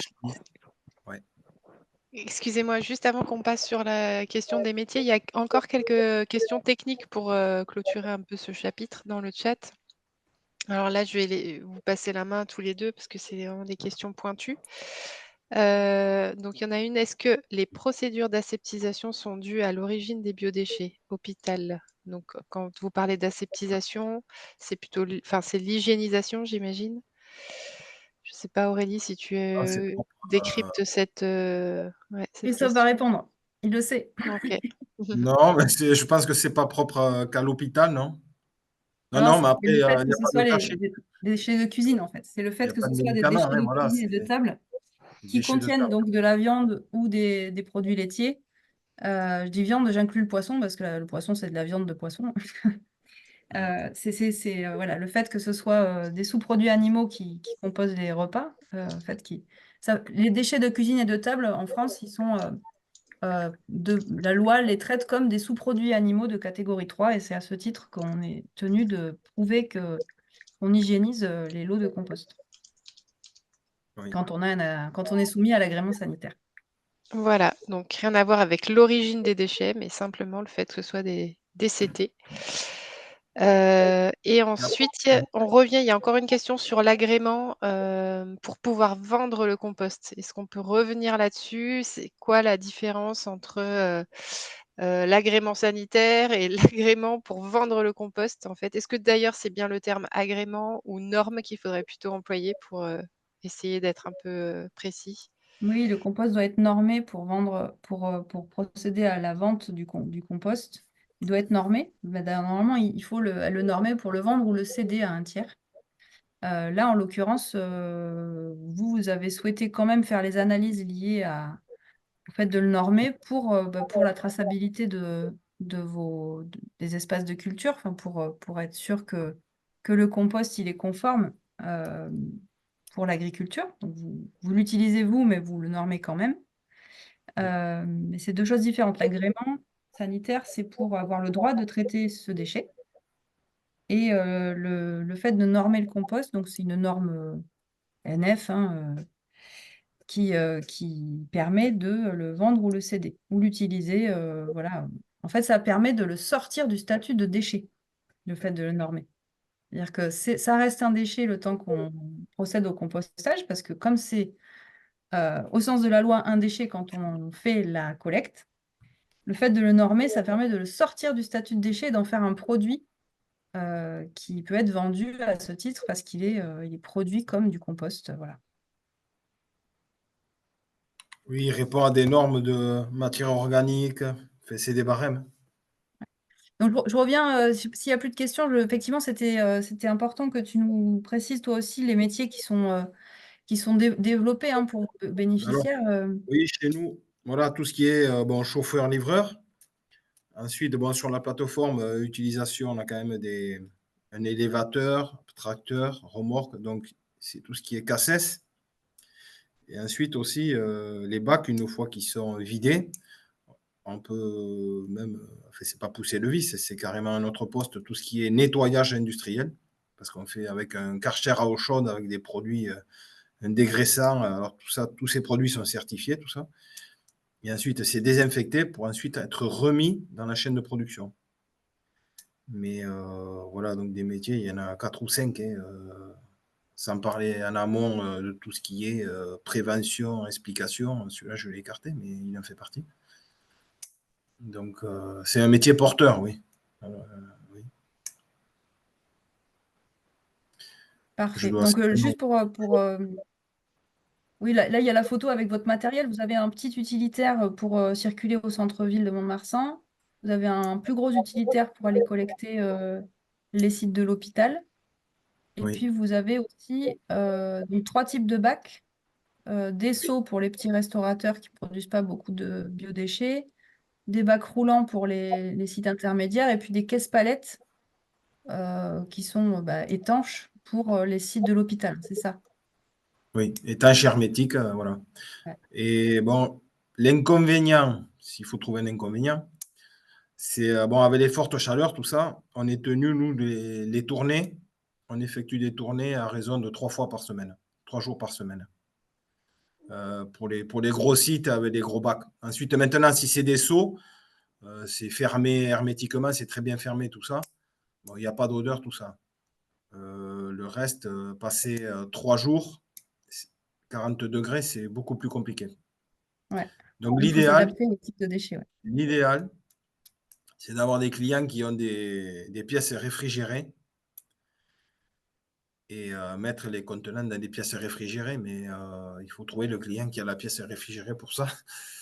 Et bon, souvent, les biodéchets, ils ne se mettent pas avec les frigos, les denrées, voilà, les denrées consommables, quoi.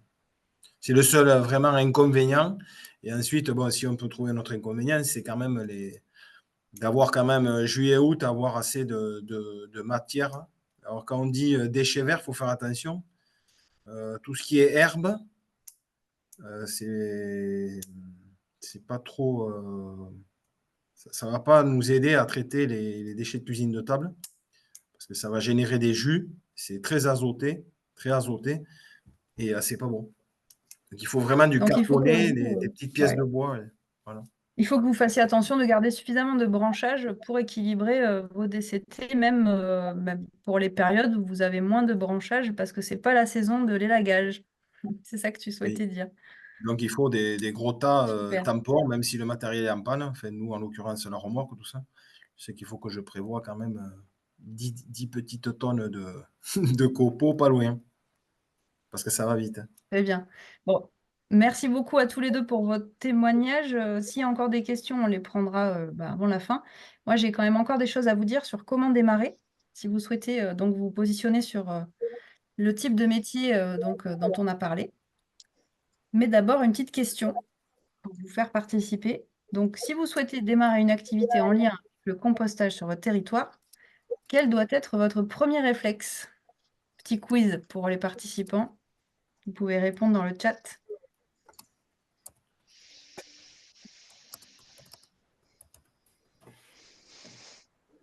Adhérer au RCCNA, petit clin d'œil, c'est un bon réflexe aussi. C'est vrai. Se former, faire une étude de marché, consulter les besoins du territoire, faire un diagnostic. Ah, on avait presque, on avait consulté les besoins du territoire. On y est presque. Donc, en fait, vous ne l'avez pas dit, vous ne l'avez pas dit, mais je suis sûre que vous l'avez quand même. Il faut prendre contact avec l'intercommunalité en charge de la gestion des déchets. Premier réflexe, important, Oui. hyper important. Donc, l'intercommunalité en charge de la gestion des déchets, c'est l'agglo, c'est le syndicat de déchets. Donc, il y a deux compétences publiques, c'est soit la collecte, soit le traitement, et parfois les deux. Donc, ce sont en fait les entités publiques qui sont chargées de gérer tout ce qui concerne les déchets qui doivent être consultés en premier. Allez les voir pour leur faire part de votre projet, de dire non, on a suivi un webinaire du RCCNA avec CRES et INAE, et donc on serait vraiment intéressé de développer une activité en lien avec les métiers du compostage. Quels sont vos besoins en fait sur le territoire? Quelle est votre stratégie déchets et est-ce que nous, on peut proposer des choses dans ce cadre-là en fait? C'est de vraiment créer des synergies avec les besoins qui sont déjà exprimés par les personnes qui gèrent les biodéchets. Qui gèrent en tout cas les biodéchets des ménages. Et en fait, parce que selon les cas, vous allez avoir des collectivités publiques qui ont choisi d'accompagner les professionnels ou les établissements à la gestion des biodéchets, d'autres qui disent c'est pas notre métier, on s'occupe que des habitants. Voilà, donc en fait, il faut ouvrir un dialogue pour savoir si la collectivité publique fait certaines choses, et puis si elle fait certaines choses, elle a sans doute besoin d'aide, de prestations complémentaires pour assurer vraiment le tri des biodéchets et leur valorisation. Donc ça, voilà, premier réflexe, allez voir la collectivité publique en charge des déchets. Ensuite, une fois que la collectivité publique vous dit oui, on aurait besoin que vous développiez telle ou telle activité parce que ça pourrait être vraiment complémentaire avec ce que nous on propose et on a besoin de ça sur le territoire, à ce moment-là, eh bien, vous pouvez prendre contact avec effectivement l'ADEME pour voir quelles sont les aides possibles pour de l'investissement. Donc, on a vu que les deux structures qui ont témoigné ont pu bénéficier d'aides financières pour les investissements de la part de l'ADEME. Et pour ça, donc, votre contact, c'est Sandrine Véniche de l'ADEME, qui est donc la personne qui coordonne tout ce qui est initiative concernant les biodéchets. Vous avez donc ses coordonnées sur le diaporama. N'hésitez pas à la contacter aussi, si vous avez un projet. Il y a donc, pour accompagner les entreprises, tout le volet études qui peut être pris en charge partiellement ou totalement. Et aussi l'investissement, donc soit du matériel pour des plateformes de compostage, des installations, voilà, ça concerne aussi la méthanisation, ce qui nous concerne moins parce que ce n'est pas notre volet, mais ou tout ce qui concerne la mobilité douce pour aller collecter. Voilà, tout ça, c'est des choses qui peuvent faire l'objet d'aides financières.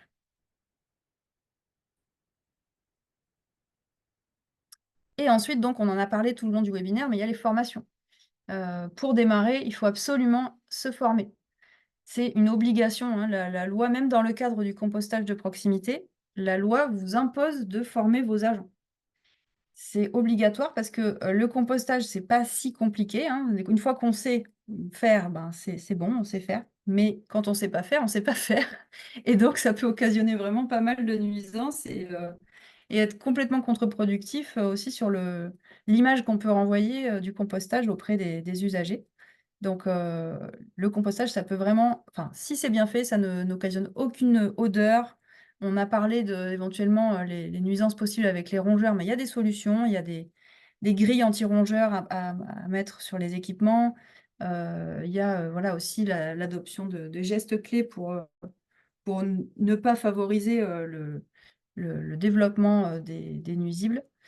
Et puis, voilà, dans le cadre de l'agrément sanitaire, il y a aussi un volet pour savoir comment on contient les populations d'animaux qui pourraient être intéressés par le compost. Donc, si vous avez besoin d'un agrément sanitaire, c'est de toute façon quelque chose que vous allez traiter. Donc, les formations. La formation, dont on l'a dit, il y a plusieurs niveaux de formation. Il y a la formation référent de site. C'est la personne ressource pour un site de compostage partagé ou en établissement, qui va s'occuper de l'animation du site, de la surveillance de la recette du compost, etc. On a la formation guide composteur. Guide composteur, c'est la personne qui donc, est là à l'échelle du quartier, du voisinage de la commune pour orchestrer voilà, le fonctionnement quotidien du compostage. Et puis, on a après la formation maître composteur, qui est la personne qui, sur un territoire, va coordonner tout le monde, en fait. Et c'est souvent, d'ailleurs, un emploi qui est possible dans le cadre de la collectivité publique dont on a parlé tout à l'heure. En parlant de ça, il y a aussi la formation de chargé de mission déchets, qui est voilà, le chargé de mission déchets ou le chargé de mission biodéchets, c'est la personne qui pilote le programme de prévention et de gestion des déchets sur le territoire. Donc, dans le cadre de la collectivité publique, il y a cette formation de chargé de mission biodéchets aussi auprès des organismes de formation. Donc, si vous voulez en savoir plus sur les formations, n'hésitez pas à aller sur le site du RCCNA, du réseau Compost Citoyen. Je crois que c'est à l'échelle nationale qu'on a un annuaire des excusez-moi, des organismes de formation et aussi, je crois que ça doit être toujours le cas, des formations qui sont prévues ces prochains mois, proposées par les organismes de formation. En Nouvelle-Aquitaine, ils ne sont pas très nombreux, donc vous pouvez rapidement aller voir sur les sites internet de chaque organisme de formation s'il y a des formations prochainement qui sont organisées, ou les contacter pour savoir si une formation peut être assurée aussi pour vos équipes. Et l'un de nos adhérents, donc on en a parlé tout à l'heure, au Ras du Sol, qui organise aussi, et c'est nouveau, une formation spécifique sur les micro-plateformes de compostage. Donc, n'hésitez pas à vous renseigner. On a mis le lien sur le diaporama. Voilà sur ce qui concerne les formations. Donc, pour résumer, hein, pour démarrer, votre premier réflexe, c'est d'aller voir la collectivité publique en charge de la gestion des déchets. Euh, vous former. Et, ça y est, j'ai oublié déjà. Je commence à fatiguer, excusez-moi. Et bah, voilà, essayez de contacter votre correspondante ADEME pour voir quelles pourraient être les aides pour démarrer. Est-ce qu'à ce stade, il y a des questions? De toute façon, c'est à vous d'intervenir aussi, puisqu'on souhaite vous faire parler. Qu'est-ce qui vous a amené à ce webinaire aujourd'hui? Est-ce que c'est déjà quelque chose que vous envisagiez de mettre en place une activité autour du compostage? Si oui, quels sont actuellement vos freins pour la mise en place d'une telle activité? Est-ce qu'il y a déjà des acteurs qui existent sur votre territoire et puis ce webinaire vous a fait dire « Ah ben tiens, mais je pourrais me mettre en lien avec cette structure qui fait telle ou telle chose en lien avec les biodéchets », voilà. Donc, n'hésitez pas à nous dire pourquoi vous êtes là et qu'est-ce qui vous a amené et quelles sont vos interrogations ou quels sont vos prochains petits pas éventuellement pour aller là-dessus. Est-ce qu'il y a des réactions sur le chat? Est-ce qu'il y a des mains levées? Qu'il y a des tentatives d'expérience avortées parce que c'était trop compliqué. Nous, ça nous permet aussi aux têtes de réseau de l'ESS de voir un petit peu. Bon, après, le RCCNA, c'est vraiment la ressource pour vous, mais ça nous permet aussi de comprendre un petit peu ce qui vous intéresse dans ce type d'activité, donc lié aux biodéchets, mais aussi en fait les freins que vous rencontrez. On sait que bah voilà, au niveau financier, avec les ETP qui sont réduits, etc. Ça c'est, on connaît les freins, mais voilà, on est curieux de savoir aussi un petit peu parce qu'en fait, très souvent, quand on parle de biodéchets, il y a beaucoup de personnes qui sont intéressées, mais on se rend compte que finalement, il y en a pas tant que ça qui y vont. Donc nous, on a besoin de savoir aussi qu'est-ce qui vous empêche. Oui, par exemple, s'il y a des personnes sur le chat qui indiquent qu'elles avaient démarré une initiative mais que ça a été interrompu, dites-nous, ben voilà, n'hésitez pas à prendre la parole, vous ouvrez votre micro, vous nous dites pourquoi, qu'est-ce qui n'a pas marché en fait, qu'est-ce qui vous manquait?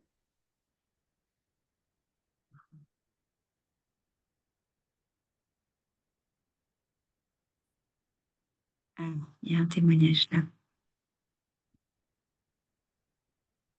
Pour l'EBE CEF 40, basé sur la communauté de communes, c'est une activité que l'on souhaite développer. Est-ce que vous voulez prendre la parole pour nous en dire un petit peu plus? Ou pour l'instant, vous n'avez pas trop d'autres choses à nous partager?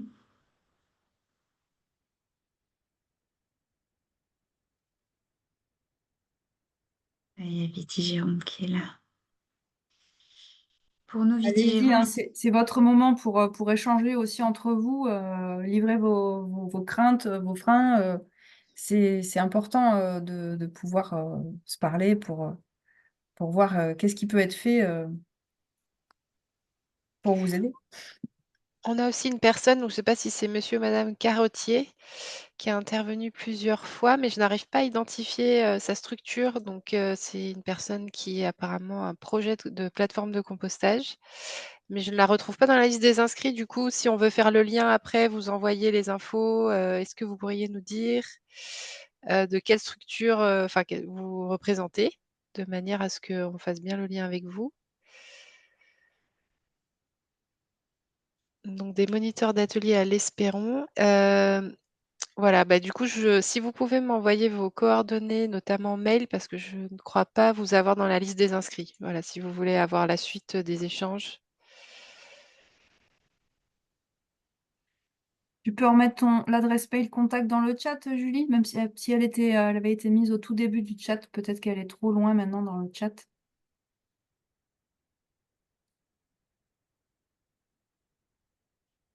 les Donc Jardins de nous, Nonner qui proposent que vous passiez les voir. Vous êtes voisins apparemment. Ah parfait. voilà, ça sert à ça aussi les webinaires. Peut-être aussi Aurélie, ce qu'on s'était dit éventuellement là, si peut-être pas évident pour tout le monde de prendre la parole et puis il y a peut-être pas énormément de choses à dire là, mais on se demandait peut-être, on vous enverra peut-être un petit questionnaire d'ici quelques jours pour que vous puissiez justement un peu nous dire ce qu'on vous demandez là, un peu les freins, les besoins que vous avez, etc. Ça nous permettra aussi de vous réorienter vers les bonnes personnes, même si encore une fois, le RCCNA est tout à fait le bon réseau à solliciter pour tout ce type de questions. Oui, là, j'ai fait une petite diapo pour mentionner que nous, on est là pour ça, hein. Donc, nous, notre vocation, c'est agir pour la valorisation des biodéchets, si possible à l'échelle locale. Donc, on est là pour favoriser la montée en compétences des acteurs et des actrices de la filière. On permet donc l'échange de bonnes pratiques, de retours d'expérience. On met à l'honneur des témoins qui vont nous livrer qu'est-ce qui a marché, qu'est-ce qui n'a pas marché, qu'est-ce qui est encore améliorable, etc. Donc, pour faire de mieux en mieux, en fait, sur ce secteur d'activité.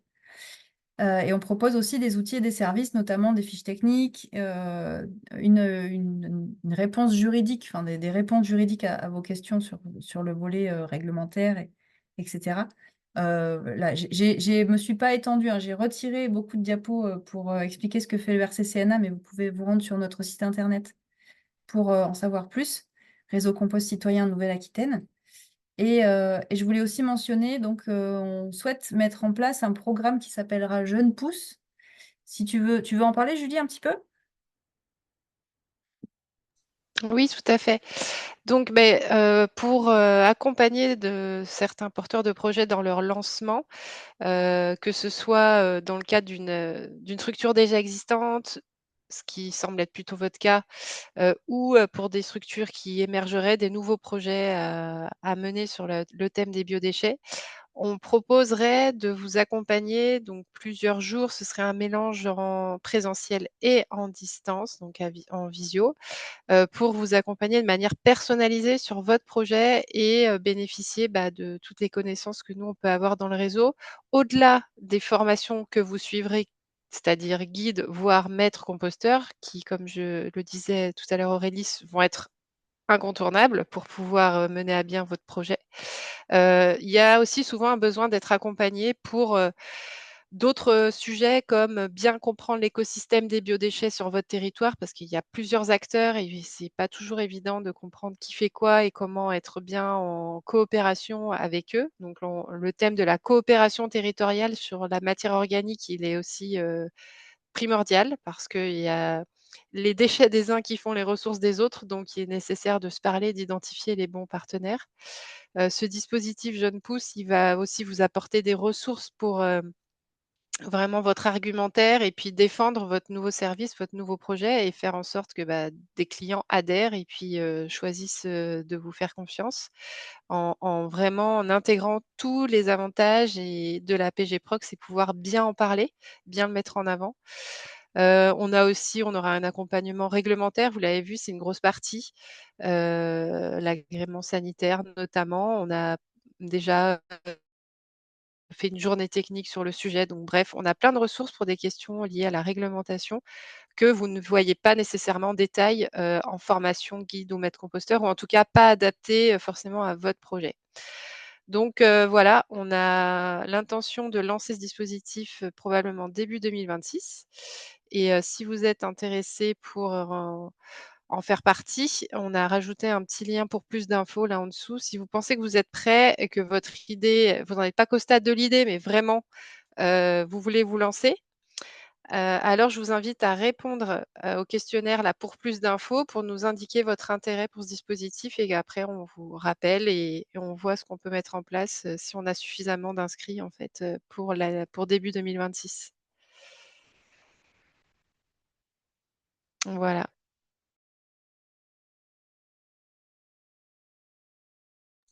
Et Alors oui, Aurélie oui, oui, je pardon. me mettais à parler, mais sans mon micro, donc forcément, ça marche moins bien. Oui, je disais merci beaucoup pour tes lumières là sur le programme Jeunes Pousses. Donc nous, RCCNA, on fait, vous l'avez compris, on fait plein de choses. On n'a pas pu vous détailler ce qu'on fait parce que ce n'était pas l'objet du webinaire. Mais là, par exemple, sur les prochains rendez-vous, donc vous avez la visio réseau. Si vous hésitez à adhérer au réseau, hein, vous vous demandez si ça va vous être utile, vous pouvez venir à la visio réseau tous les premiers jeudis du mois. Voilà, vous envoyez un mail à l'adresse contact et on vous invite à la visio réseau et comme ça, vous pouvez savoir en quoi ça consiste l'adhésion au RCCNA et qu'est-ce que ça peut vous apporter. Le 19 septembre, on a un autre webinaire qui s'appelle « Comment devenir un territoire organique ». Donc, c'est vraiment comme ça le lien entre toutes les structures territoriales pour vraiment faire en sorte que tous les biodéchets du territoire soient valorisés.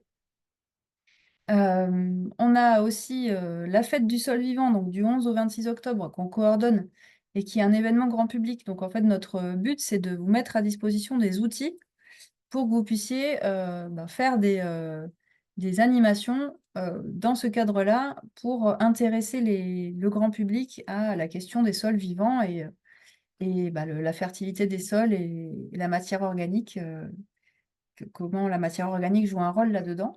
Et puis, on a, voilà, pour vous donner un exemple de ce qu'on fait, on a aussi une prochaine journée technique, donc ce sera le 2 octobre, sur les conventions avec les agriculteurs et agricultrices. Donc, on en a un petit peu parlé, mais ça rejoint le sujet voilà, de comment on se met en synergie sur son territoire avec tous les acteurs pour que la matière organique puisse être utile et, si possible, permettre de faire pousser à manger.